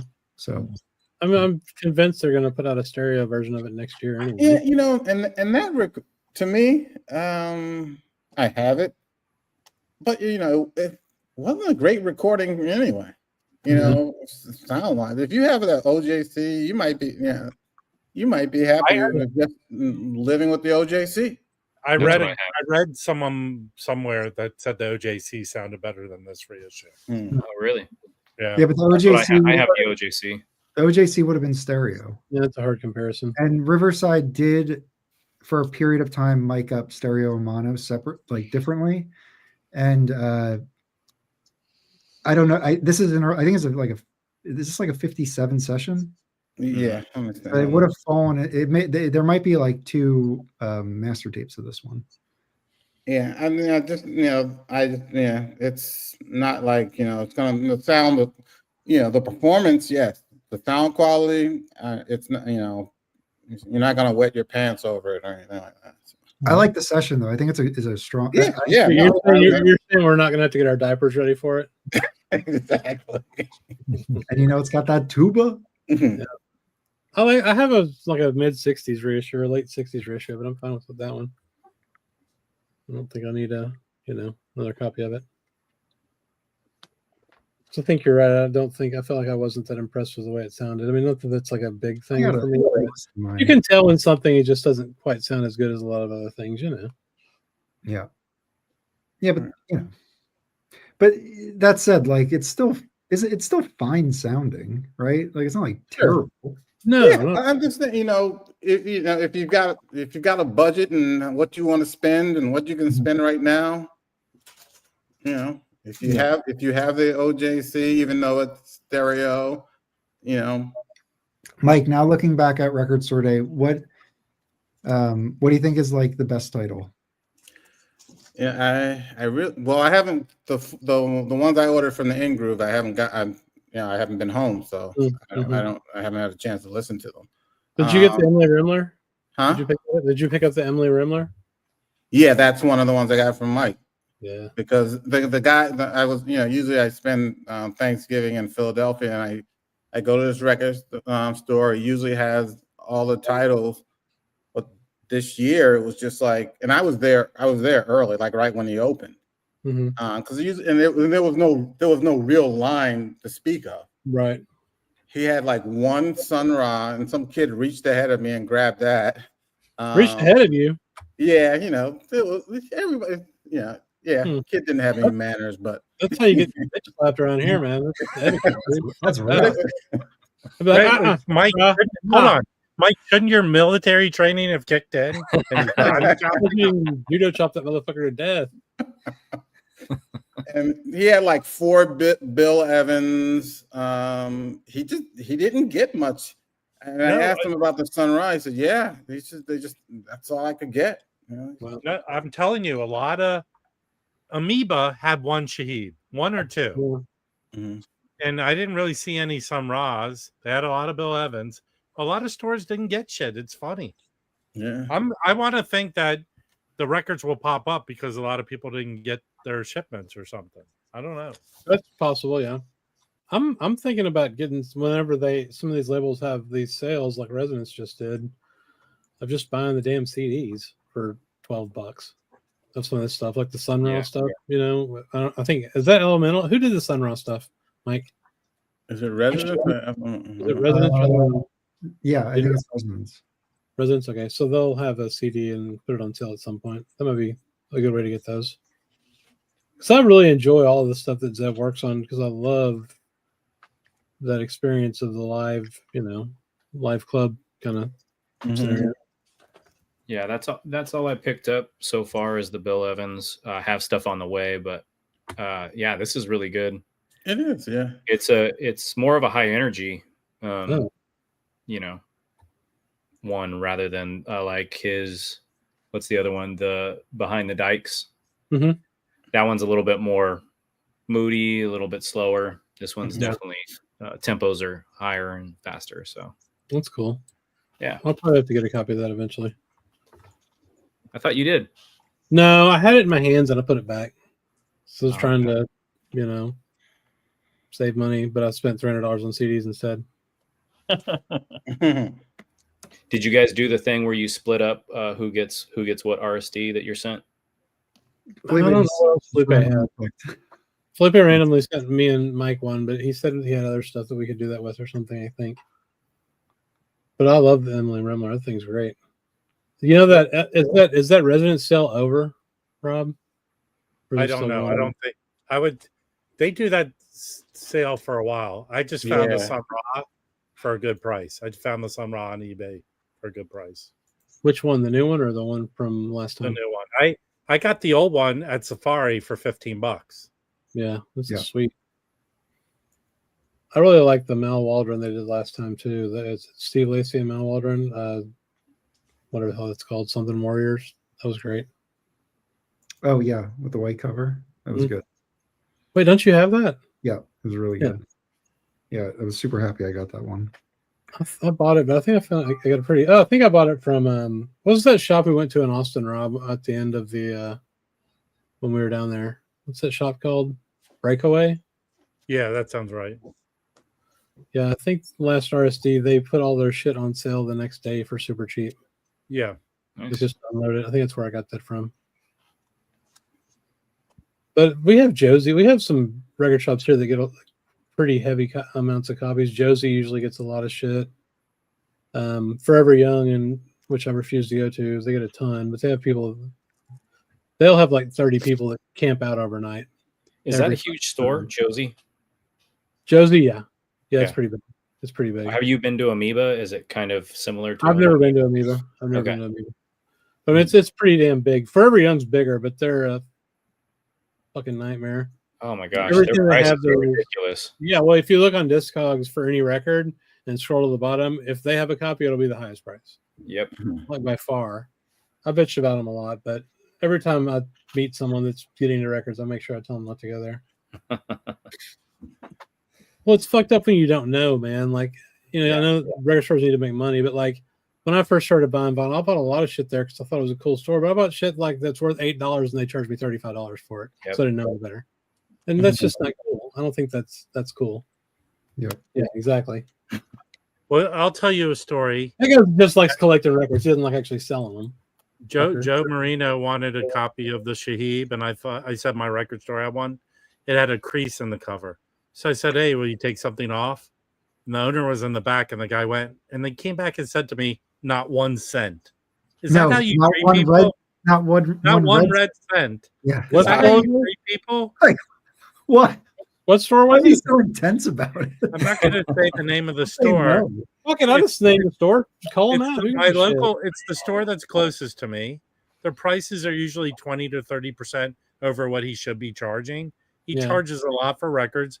I think the guy was in a bad mood because record store day probably didn't go well for him. Okay. Yeah. But you don't say shit like that.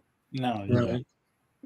Well, if you do, and it depends on how it hits me. If it pisses me off, I'll be like, "Hey, fuck you, man!" Like that's just. Well, I said to the guy who was there, and I bought it from. Joe said he didn't care. It's about the record inside, but he said, "Easy now. Why don't you delete your comment, and that would be good." Okay. Yeah, I think. Yeah, that's not a good comment, dude. You're better than that comment. So I said I buy a lot of records here. Come on, dude. I mean, I'm all for screaming and yelling at people everyone know, but come on. Not 1 cent. Not 1 cent is the terrible. It was a big crease on the cover. You could just say sorry, we can't, or something like that. Sorry, we don't do that. Whatever you want to say, but that's kind of insulting. I agree. Yeah. I think you should burn the store down over it. Maybe. I'm about setting fire to everything. Yeah, burn the world. Let's calm down. Fire's the only thing people will understand. It's the only way. Oh my god, what's that movie? I'm trying to remember the movie where Falling Donald, Down. No, Donald Pleasance, is that his name? Yeah. He plays like this firebug, and Robert De Niro is like this fire chief, and he goes Backdraft. Backdraft, yeah. It's not Donald Pleasance. Donald Sutherland. Donald Sutherland. Yeah. But yeah, he plays this super crazy fucking like firebug, and it was very convincing and totally horrifying. Yeah.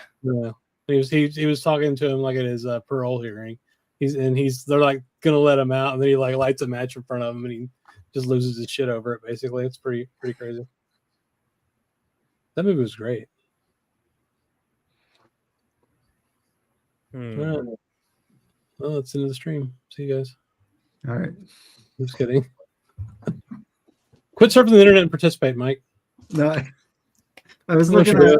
You're sure? I can see what you're doing. Hey, I'll show you what I'm looking at. Oh, hold on. Let me make this bigger. We can see it. Roy Haynes. Oh shit! Are we finally going to honor the man that passed away? I think, yeah, I mean, I'd like to take a look at a few of these records. Okay. For other panelists, totally respect if you're not up for this. But this is recorded in 54. Roy Haynes' Modern Group on Swing, which I think is like a French label. Oh, you know what? I know this cover. Yeah, you guys probably know it too. I think it's all right. famous. I'm taking off, guys. You have a good rest of your evening and weekend. All right, later. Enjoy your See you, weekend. man. I've never seen it. I've seen that one. Yeah. That label looks cool. Yeah, it's Swing, which I think is French. Yeah, in Paris. Yeah. And this is the original mono from 55. Okay. Is multi-$100. So yeah. This would be cool. This would be cool to hear. Who's on it with me? Oh, Barney Weiland. So this is a European guys. Yeah. Cool. Did he play in a big band at all? Roy Haynes? Yeah. Did he like back in the 40s or anything? I don't know, man. I can't remember how old he was. He was pretty old. I only have his Wikipedia up. Yeah.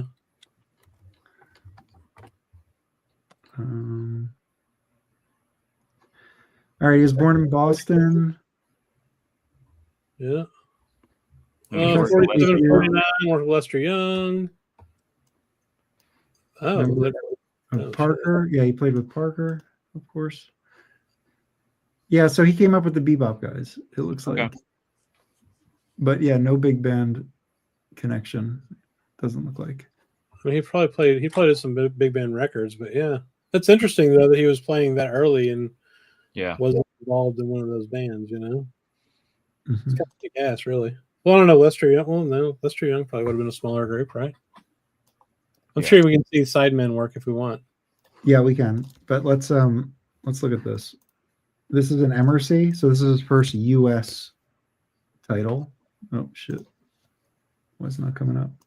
Because Discog sucks ass. Here we go. I've seen that. Looks pretty nice.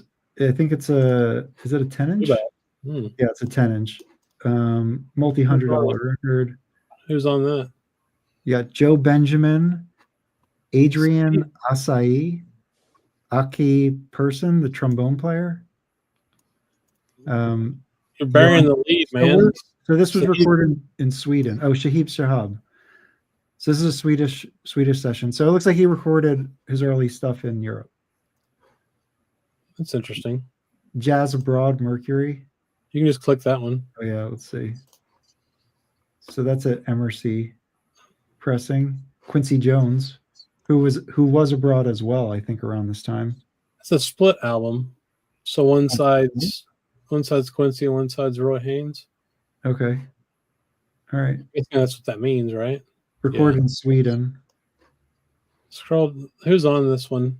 So you got side A is Quincy Jones, Art Farmer, Jimmy Cleveland, Aka Person, Arna Demnaris, Lars Gulen, Beng Halberg. He has some records on Prestige. Simon. So mostly European dudes. Really Swedish guys? That's cool. Yeah. And then the Roy Haynes side is, I don't know who Ed Gregory is, but yeah, similar guys. Okay.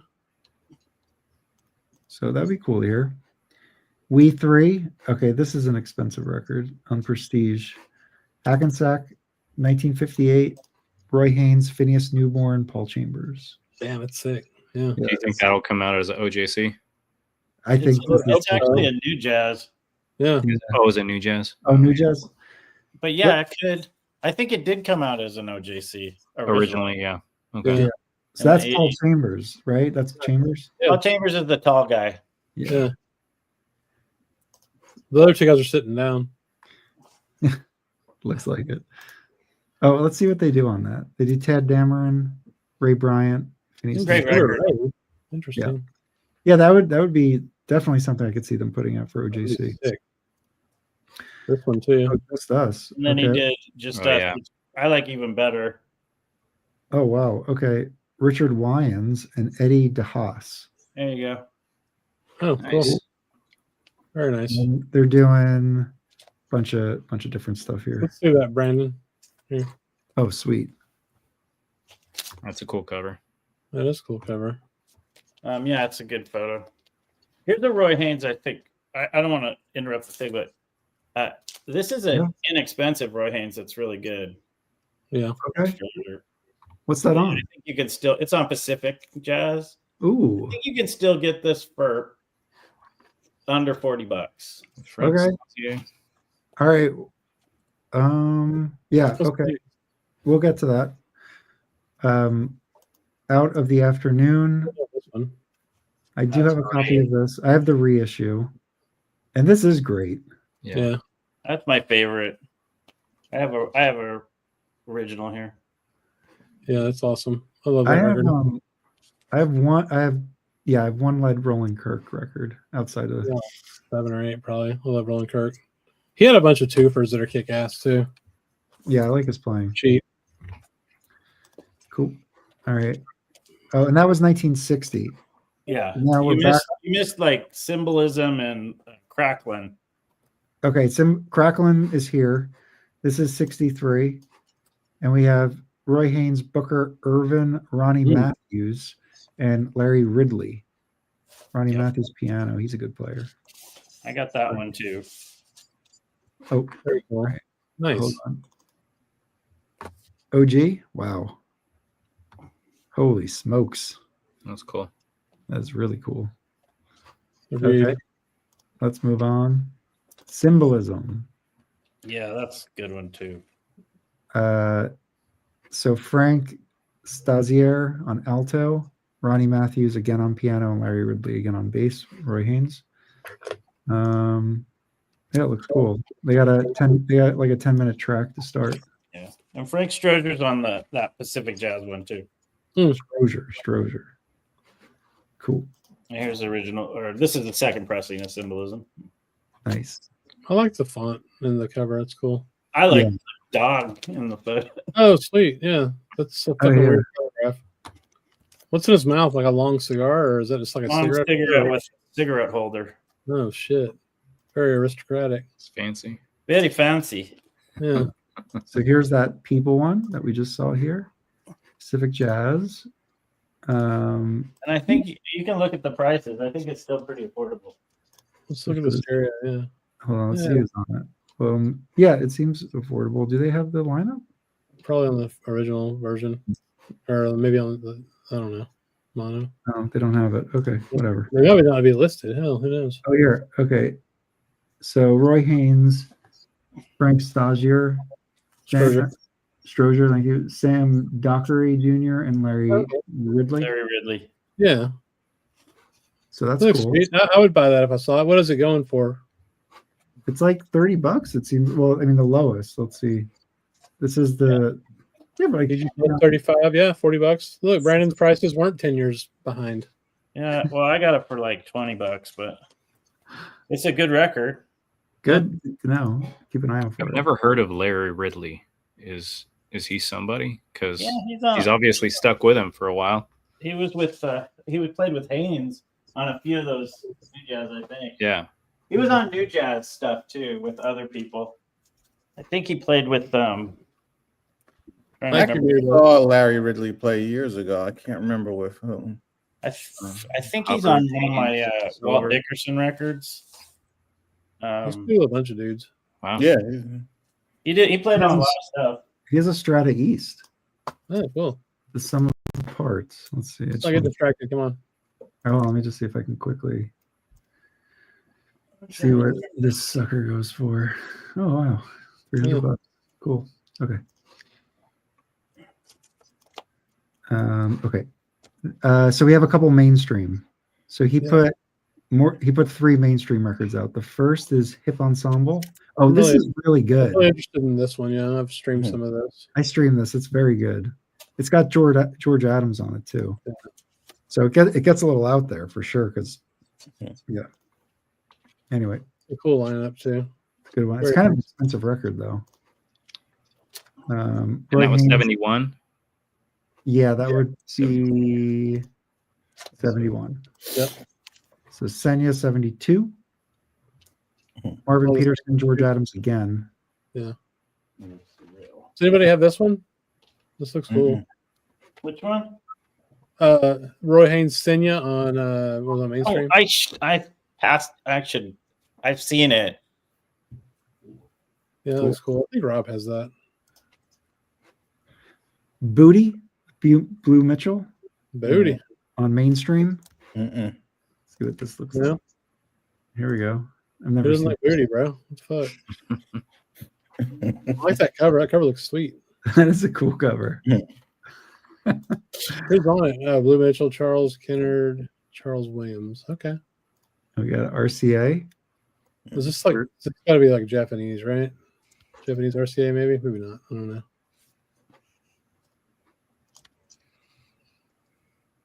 Here we go. Oh, that's terrible. horrible cover. Look at He went for a good the cover. man. It's a horrible cover.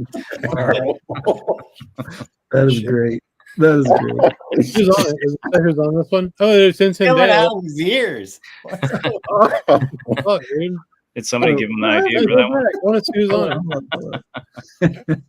They do Deer on Stockholm. That's cool. Yeah, dude. Tintin Dale's a great tune. Dude, Chris, Richard Davis. Aaron.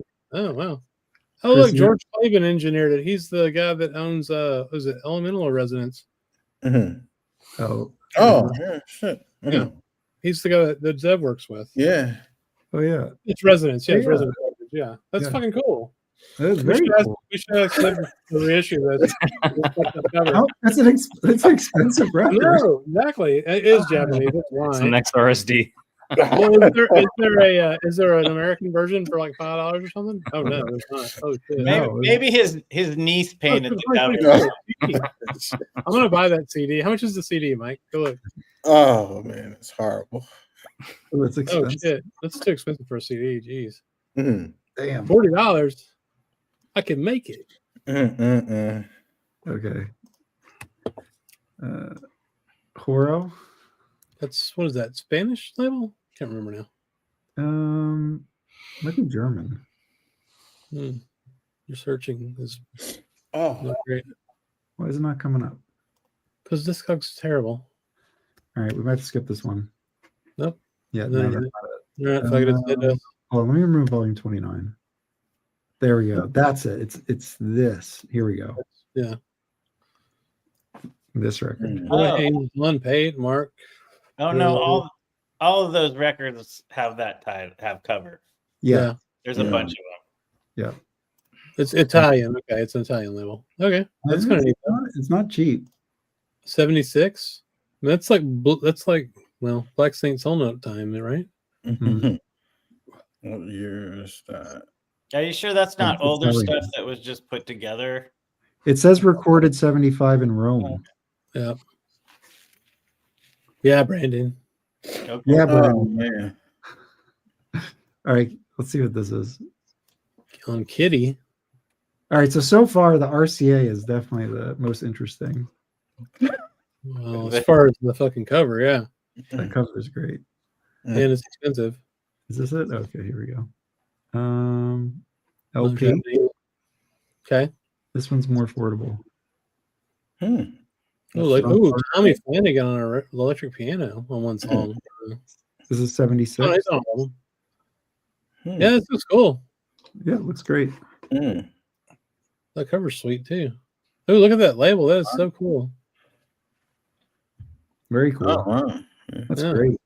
Look I at need some that. beads like Look at that. Ron Carter. Yeah, that's cool as shit. Does he have a pipe? He's got his pipe? Yeah. Yeah. Yeah, he used to always have a pipe, man. I don't Yeah. know what he was putting in it, but you know. Cool. That looks great. That does look cool. Thank you, Galaxy. I have Oh, that. Oh, yeah. I've seen it. I've seen that. rubbish on that. Not the greatest cover either. It is.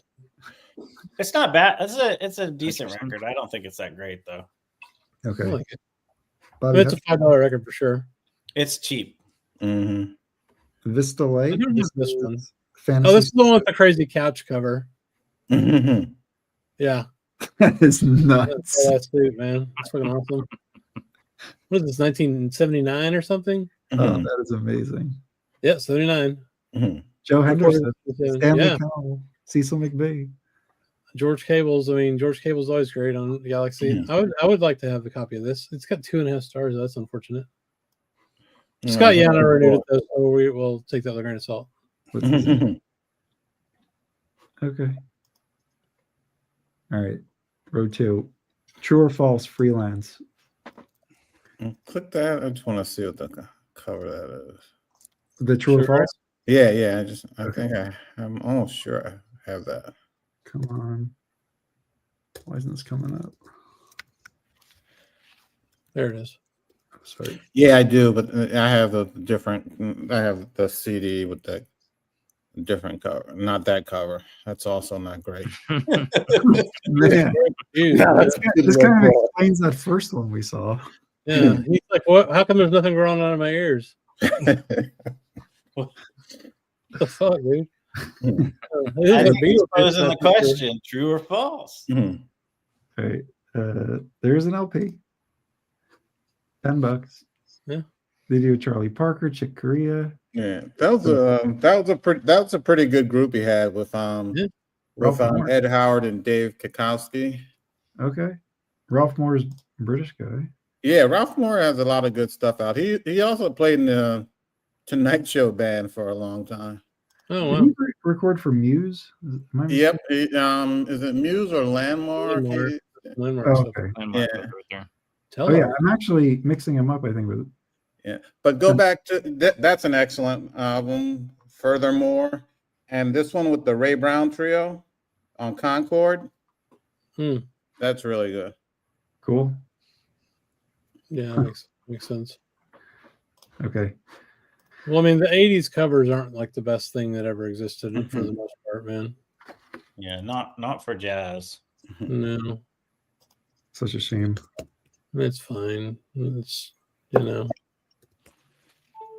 you're doing too much with the searching, with adding everything in there for I think this is Discogs to be able to handle, even though it has all the information, which makes no sense.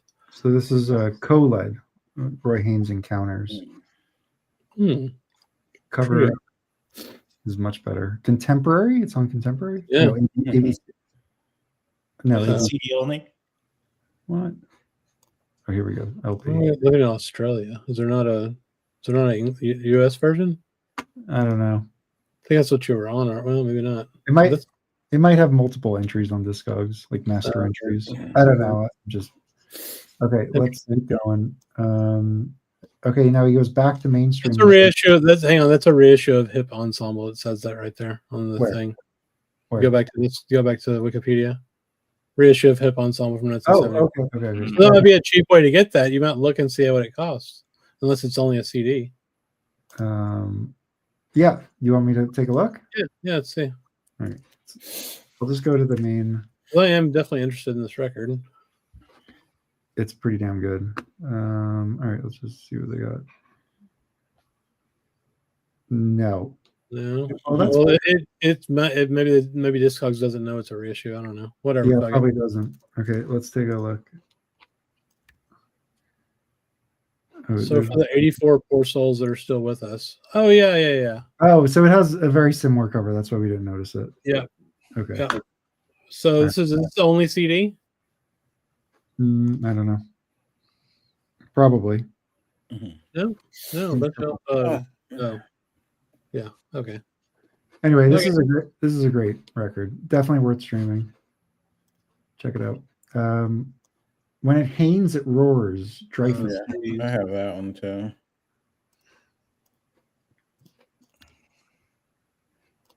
Okay. 92. Not a terrible cover. Not great, but not terrible. Let's see who's on it. Hey guys, I'm gonna head out. All right. Thanks for hanging out with us. Yeah, thank you. Yeah. Look what you did. You ran off Carlos, man. Yeah, I gotta take off too, you guys. Okay. I'll catch See you ya. later. All right, let's finish this up. 5 stars is a default rating for. Yeah, I agree. All right, we don't have to go through every single one. No, we do. Let's do it, man. We're honoring the You're man. almost there. Okay. Then we can scroll through the Sideman. She did a lot more shit as a Sideman than he did as a leader, I think. This looks kind of cool. Actually, that could be true. This is on Marge, which I think Marge sent me. recorded at Riverbot, Paris. Oh, cool. Riverbot Paris. Oh, I guess that's the name of the festival. Paris, December 21, 79. A mobile studio. Yeah. That's cool. Looks like he's playing with some French dudes. Yeah. Yeah. All right. I'm pleased about that. Homecoming Evidence. Homecoming. Yeah. That cover's not making me feel good about that record. No, Howard, Roy Haynes. that's a good. That's a good group. All right. Recorded Boston. All right. Cool. At WGBH. That's probably going to sound pretty good. I have this one. I think this is with Pat Metheny on it. Let's see. So CD only. And Pat Metheny. Christian McBride. Yeah, it's really good. It's good. It's really good. I like it. Yeah, that's cool. Oh, he's standing. Interesting. Oh, I think I've seen him do that. Yeah. Where he just has the hi-hat stand and he does and Max Roach did that a lot too. Yeah. Who? Yeah, he would open shows with just him and the hi-hat. Yeah. Roy Haynes would or somebody else? No, Max Roach would. Max Roach? Oh, okay, cool. Yeah. Yeah. Let's say you can show some real virtuosity with just kicking ass on a hi-hat, huh? It's pretty neat. That's pretty cool. That's really cool. Okay. Charlie Hayden. They're doing like Charlie Hayden Ornette tunes on that. Mm-hmm. Oh yeah. That's kind of interesting. And Monk. Yeah. Yeah. That looks pretty dope. Yeah, it does. Let's keep an eye out for that CD. Blues M45. Oh. That's what happened when I watched.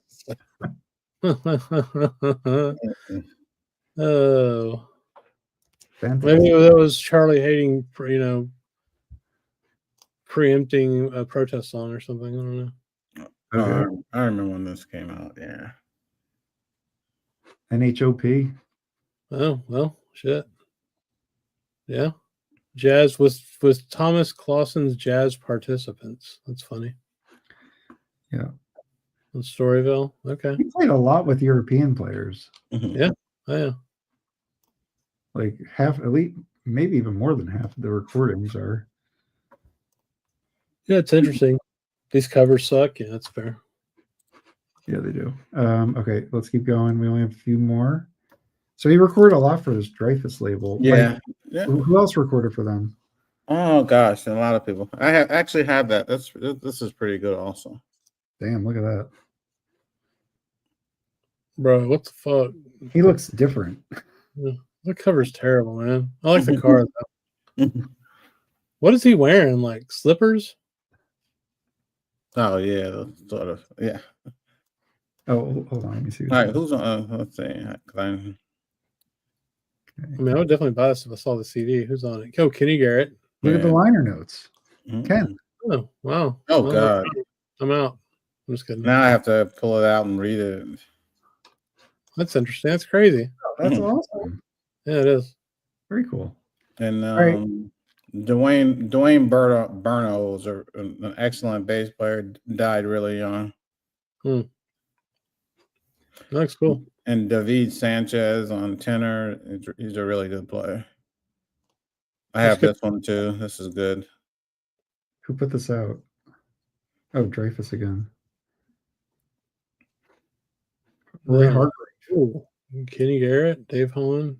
So what's the deal with this David Kikowski? He's an excellent pianist. He's got a lot of stuff on Crisscross. Okay. Plays. He had a trio with Jeff Watts on drums. He's very good. I've actually gone to see him and his trio perform a couple of times. Nice. All right. So they're doing a lot of Parker here, and probably other things Parker covered. Yeah. That looks cool. Moose the Mooch. Now's the time.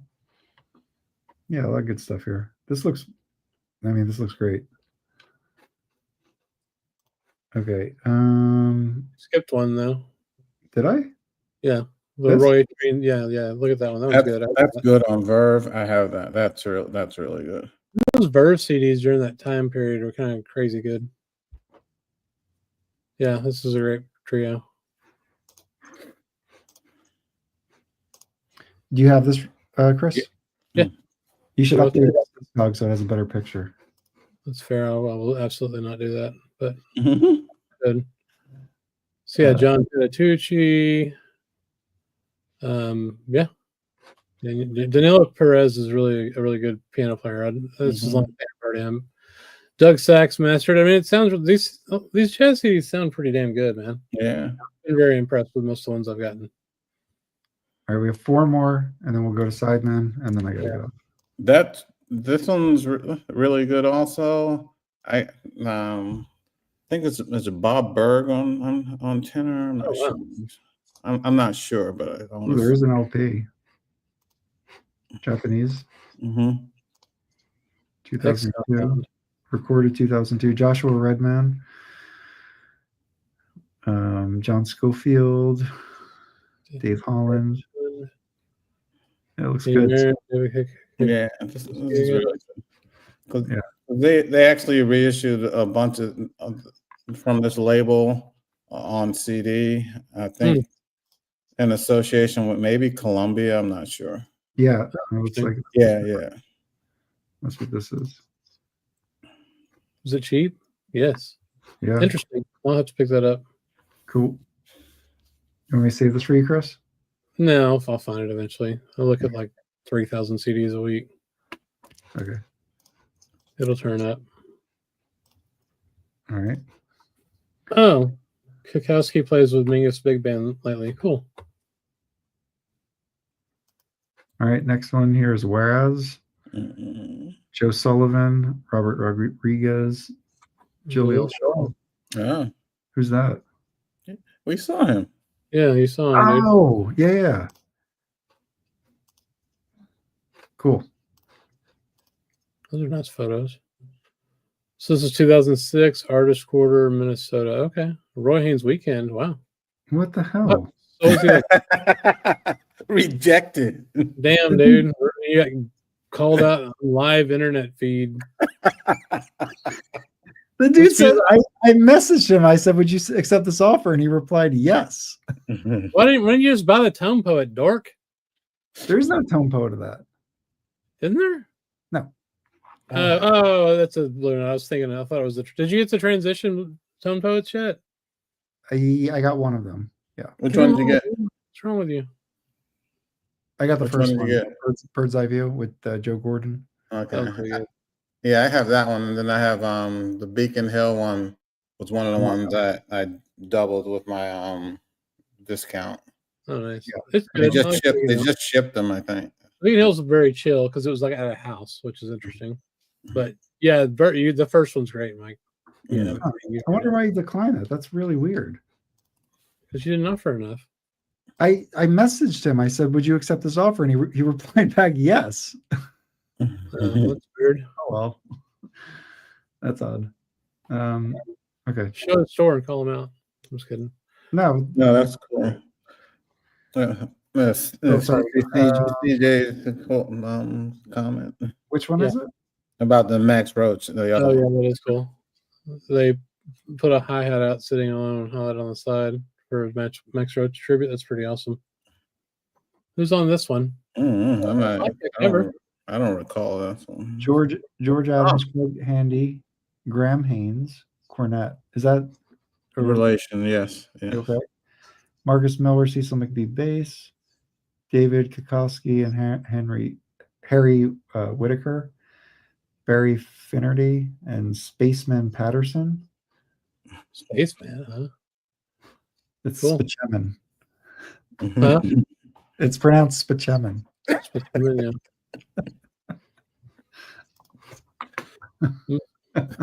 like Superman. That's a joke from 30 Rock. You guys know that? No. They walk into the doctor's office and on the desk it says Dr. Spaceman. And he goes, it's pronounced Spaceman. It's hilarious. All right. Anyway. Let's go. Last one. How many people we got watching? 72. Remember to like the live stream. If you're with us this far, please like. And become a member of the channel by clicking the join button. Yeah, and join Oh, yeah, I remember this cover. I don't know. Do I have this? See, that's a cool cover. It's very hip hop looking. Is it any good? Is the question. Mm-hmm.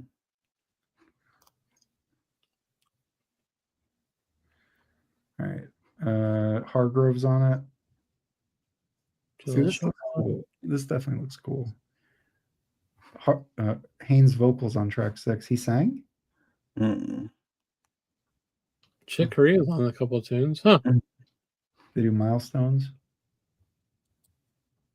I think we have 6 members, Shane. All right. So that's it. And 2 now of your there's some compilations, which I'm not going to pull up. No. And then as Sideman. So starting in 47, complete Aladdin. So I guess I have him because I have that CD. Yeah. Cool. Kai Winding, modern trumpet, modern jazz trombones on Prestige. Some more Prestige. Stan Getz, Charlie Parker, Burdett Nick's Jazz Workshop. I have that. I have that reissue. It sounds like shit. He plays with Bud Powell on the Amazing Bud Powell. Yeah, dude. Ward O'Leary Memorial. I have him here. That's fucking awesome. Miles Davis and horns. Oh, it's got that. Yeah. I have a reissue of it, but I'm selling it. Oh, I thought you liked it. It's noisy vinyl. Okay, look at this. So I want to get another one. I have this OJC. Really Yeah, nice. that stuff's cool. I like that stuff. I love this cover though. That's the only reason I bought it. It's Yeah. so fucking weird.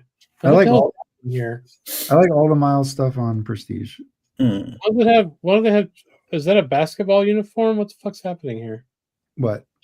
The These animation? guys. Yeah, they have that was an artist that they used. That artist was also an artist for Mad Magazine. He did the Mad No, but Magazine. check it cover. out. It's like got a number. Is that a jersey and like some basketball shorts on these Okay. dudes or what? Yeah. All right. Anyway. Cool. All your guests should be members. Yes, I agree. He played on Roost with Stan Getz. He's on Chain. played drums on this Sarah Vaughan record. Yeah. That's a great one. Wow. Okay. And thank you, Shane. Cal Jader, Eddie Shue, more Sarah Vaughan, Nat Adderley, introducing Nat Adderley. See that? So this wing, this is part of Mercury, right? Yes, exactly. Okay. Who else is on that Nat Adderley record? Okay, let's see. Cannonball. Look at that. Yeah, dude, that's thick. That is sick. That's great. What year is it? 55? Oh wow, it's early too. Yeah, that's pretty exciting. Mel Jackson. Meet Mel Jackson. Which one's this? Their cover. Okay. Red Rodney. Yeah. On Fantasy. Swinging Easy, Sarah Vaughan, Sonny Rollins, The Sound of Sonny on Riverside. Oh, okay. I have that. Yeah, it's great. Yeah, that is a good record. More. He's on Monk, Thelonious in Action, which I don't have this one. I do. It's great. Yeah, I'd like to get it. I got it in that box, the chat box. Yeah. Yeah, look at that. I don't have a cover for it, but you know. Did he play bass with Monk a lot? I don't think a lot. No, on the two live ones, I think. Yeah, that makes sense. Who was Monk's bass player? Oh, and his drummer was, sorry. He had Shadow Wilson was one of his drummers, right? For a little while. Right, Yeah. Shadow Wilson quit and decided he wanted to go be an actor, which didn't really work out. Let's see who's on this. This is Monk's like, okay, dude. This is also live. Oh, that's great too. Yeah. He's on that too. Okay. All right. Let's stay on track here. Mysterioso live at the 5 spot. Thelonious in Action. Okay. Yeah, dude. Art Farmer, Portrait of Art Farmer. He's on that. That just got reissued by Chad. I don't have that one yet. I didn't realize that was that early. That it's weird. That cover looked like it was from like the 80s to me. That's why I didn't buy it. And Addison Farmer plays bass on it. Hank Jones, bro. And Hank Jones. Yeah, it's cool. I need to redo my top 5 piano player list, I think. Who's number 1? Number 1, Monk, dude. Like, Yeah. all day for me. Yeah. Dorothy Ashby in a minor groove. Oh, cool. Yeah. John Handy in the vernacular on roulette. Never heard of that. Either. George Shearing. Everybody did a Shearing record. Which one is that? What's the cover look like on that one? Yeah. He always had nice covers. Yeah. Looks like a $2 record, though. Randy Weston at the 5 spot. Yeah. That's a good one. Yeah, it is. Look at this. Coleman Hawkins, Wilbur Little. Wow.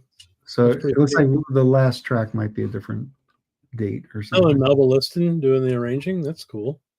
Yeah. Kenny Dorham. It's a good one. Night at the Vanguard. She had a lot of early influence on jazz, and she doesn't get the credit she deserves. Who? Melba Liston, trombone player. Oh, right. Yeah, I'm not too familiar with her. But she had a big influence on Dexter. Okay. Piano Portrait by Phineas Newborn. What is that? I've never even seen that. Go click into that. It's on roulette. Oh, shit. Roulette. John Simmons. I think any Phineas Newborn's worth getting. Oh, okay. Sunny Sit, Sunside of Stit, Roost. Phineas Newborn. I Love a Piano. Lee Konitz, You and Lee. Melba did a lot of work with Randy Weston as well. Oh, he's on Outward Bound. Holy shit. And a lot of late stuff too. I think it's on Verve. Yeah, he was a sideman a lot. Yeah, it is his whole thing. I mean, look at his 1960. Yeah. I mean, that's a lot. So what do you got? Outward Bound, Out There, Far Cry. That's insane. That Lee Konitz is probably great. Oh, man. Booker Little, On Time. I have that. Look at the cover. That one's cool. Yeah. Scott LaFaro.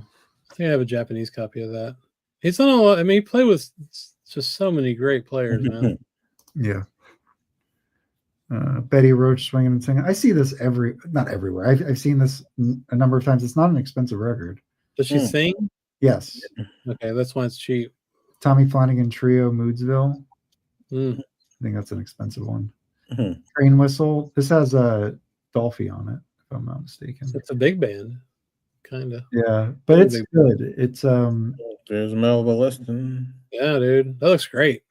Yeah, and this is a pretty affordable record. I would buy a copy of that. People sleep on it because they see Lockjaw Davis and people ignore his records, or some people. Doesn't have the biggest appeal as other players. Who, Lockjaw? Yeah, in terms of like the value of his records. Oh yeah, I love Lockjaw. Though. I mean, it could also be a factor that they pressed a lot of them. I think that's the actual factor because he was a popular artist. I mean, there were party records and shit, soul jazzy, you know, like the stuff, like the cookbook stuff. I think they just pressed a shit ton of them. Yeah. Taking Care of Business, Oliver Nelson. Cool. Yeah. Mike, didn't you get this recently? No. I thought you got a Oliver Nelson recently. No. The last one I got was that reissue and from Vinyl Me Please. Yeah. There's another with old Lemmy Winchester. Lemmy. Yeah. I just got a recent one on Winchester. He has an Argo title. It's like a dedication to Clifford Brown after he died. I think I might have that one, and then I have one on is it Prestige? It looks sort of like a Blue Note cover, actually. Okay. Let's keep going. Straight Horn Steve Lacy on Candid. Yeah. Man, he's on some great records. Hang on, you skipped like 3. Okay. The Great Kind, AJ. King Curtis. Yeah. Soul King Battle. Curtis. Oh. Jimmy, I love Jimmy Forrest, man. I've never heard It this. was like a sax battle record or something. Never heard it, but it looks interesting. I've got a record kind of like that Shirley Scott did with like 3 tenor players. Oh yeah. Like Ray Charles, Genius Plus Soul. That's a fucking great record. Yeah. I don't have a copy of that. Oh, dude, just get the chat. It's great. Screaming the Blues. We can have that. Yep, that was one of the ones Chad put out, right? I'm not sure. No. I mean, I had it before. Maybe it was. Maybe it was. I don't know if it's not. The cover looks familiar though. Yeah, that's cool. Straight Ahead. Mm-hmm. Yep, we just got, yeah. Yep. Mm-hmm. That was good. This has Dolphy on it. Yep. Bass clarinet, bro. That's all you need to know. Here's Jackie New Jazz. I would love to have a copy of that. Did he play with like the? I mean, it's not. He's not on like a bunch of random looking shit that just looks not that great. I have that. Yeah, this is like nuts. Yeah, I don't think this is all the shit he was on either. I think it's just the same. He played on a fuck ton of records. I mean, it's only 1961. He just. I don't know. Oh, I know this one. I hate that record so much. Yeah, it never did. It never did. Everybody loves that record so fucking much. That record sucks. Dude. It doesn't do it for me at all. Rolling Kirk Domino. That's great. I love that. All that Mercury line, like yeah, no, that's great. That's cool. Kirk is really good. That looks pretty good. That's an expensive record too, kind of expensive. But I've got a twofer that has like stuff from 3 of those Mercury records. I think that's super cheap. But yeah, he's great. Yeah, those Mercury recordings are just really good. Yeah. Whatever, I can't find it. Let's keep going. Willis Jackson, Bossa Nova Plus, 1962. You got to do a bossa record. Yeah. Sit in Orbit on Roost. Damn. All right, let's keep moving. I got to jump off soon. So holy shit. Okay, Jimmy Forrest, McCoy Tyner reaching 4th. Yep, I have that. So now this is Impulse, early Impulse stuff. Ted Curson plays. So he's playing a lot with Ted Curson. Yeah, that's a Prestige. Yeah. Coltrane. He's playing with Coltrane. Impressions. Yeah. Which one's this? Oh, okay. That's great. I have the CD of that. Yeah. Cool. Oh man. Yeah. I've passed that record up before. I don't know what I was thinking. I don't either. Newport 63. Oh, I have this. Yo ho. Yo ho. Yo ho. Thad Jones. Gilda Mahones. Oh man. Out front. I have that. That's you skipped like 5 records. Destination Out. Smokestack. Blackfire. Holy fuck yeah. Yeah, dude. Destination Out. It's time. This is nuts. What's out front? I don't have that one. Out front is I have that. It's cool. Like I think it's multiple sessions. Yeah. Let me get it. Oh, sorry, buddy. I got it. I can't. I already told you I got to do Christmas shit with my kids tomorrow. So it is. There's 3 sessions on it. Yeah, 3 sessions. So like one's like a trio, and then the others are like quartets or quintets. Oh, nice cover. Yeah, great cover. Very cool. Let's keep going. Jimmy Witherspoon, Blue Spoon, Stan Getz, Gary Burton, Tennessee Firebird. What is that? Yeah, that's a terrible cover. Love that picture, bro. Nice. I like Gary Burton. I like Gary Burton. Chet I was just the cover. He needs a Wikipedia. Oh no, they probably linked it up here. Okay. Yeah, Gary Burton's cool. That's like a folk record or something. Go back to that, dude. Ray Price was on there. Who else is on this damn thing? Oh, there's a fiddler, harmonica player. Okay, so it's interesting. Yeah, no thanks. I'm good. Another Duster. Larry Coryell. Oh, Steve Swallow. Yeah, no, that looks great. Small group. That looks cool. Yeah, I love Steve Swallow. I was playing double bass on it. That's weird. I guess he hadn't switched over yet at that point. Okay, more Stan Getz. I have playing that. with Archie Shepp. Terrible though. This is a I pretty remember, good. I remember that cover. Walter Davis Jr., Ron Carter. Groucho Monclar, dude. Yeah, that's a good one.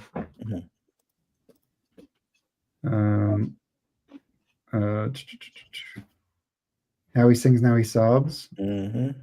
Yeah, greatness. We all have this. Yeah. That was early Tone Poet when he just got everything, no matter what.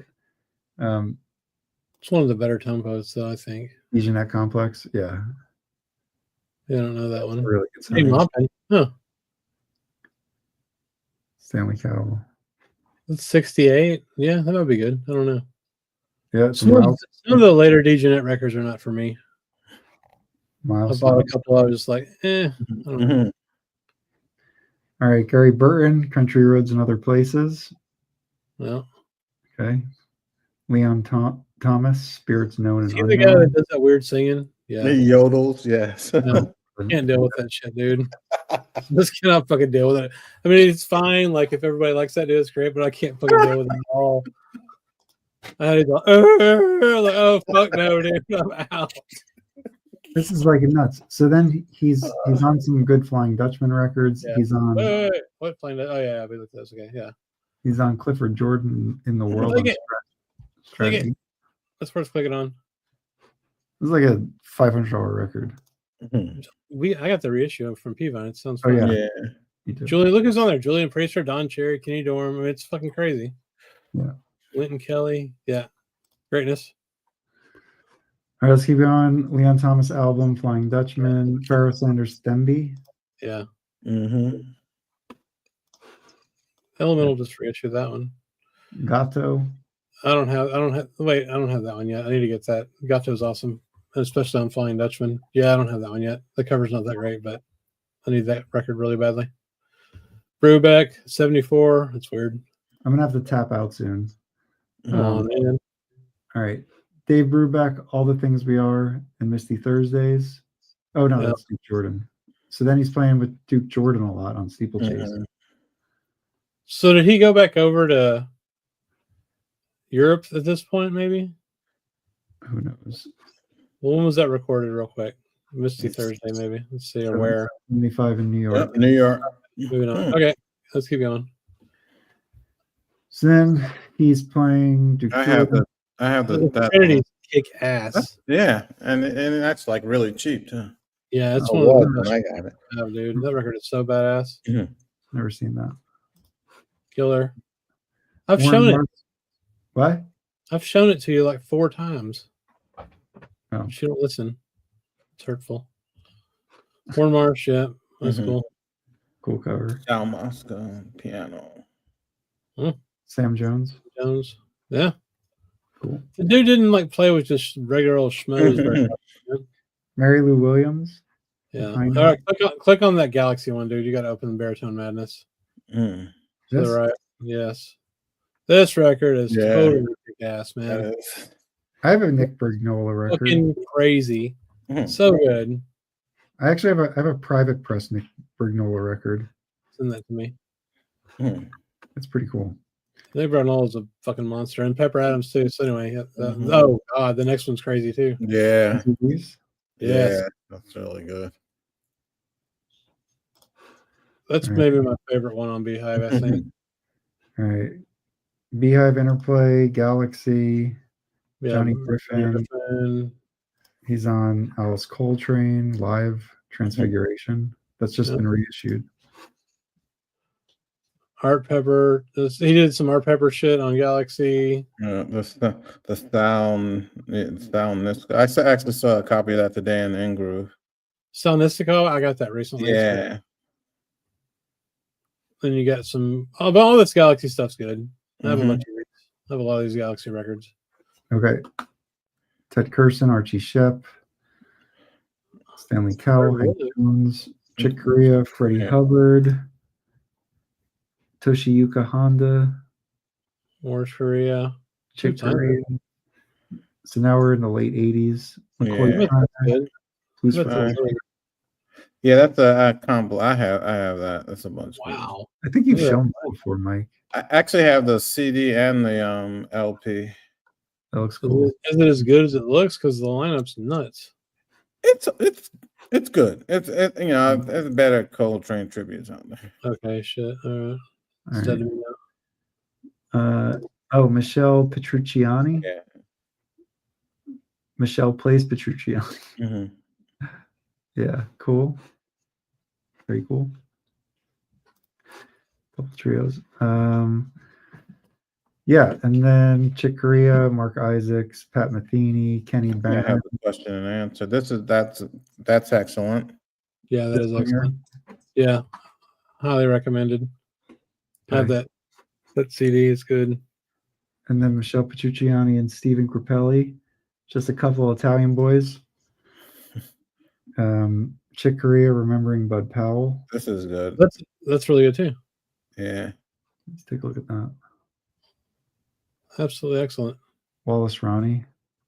Oh, that looks great. Yeah, it's really good. 5 stars. Takes a couple of solo tracks. That's cool. All right, and then he recorded last in '97, Like Minds on Concord. It won a Grammy, so a good way to go out.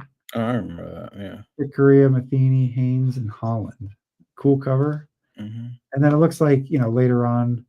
That looks cool.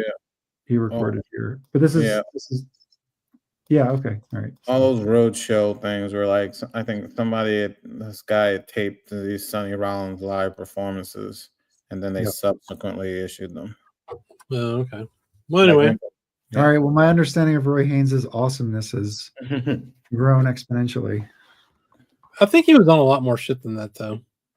I don't think that's an exhaustive list. I mean, that's just his recording output. Like, just think of how many gigs he played. Oh, God. Well, he played for 70 years. I mean, yeah. And didn't come out of the 1960 was insane, though. There were like 20 recorded. I mean, that's impressive by any standard. He was a great player, and he obviously showed up and did good work, Yeah. All right, guys.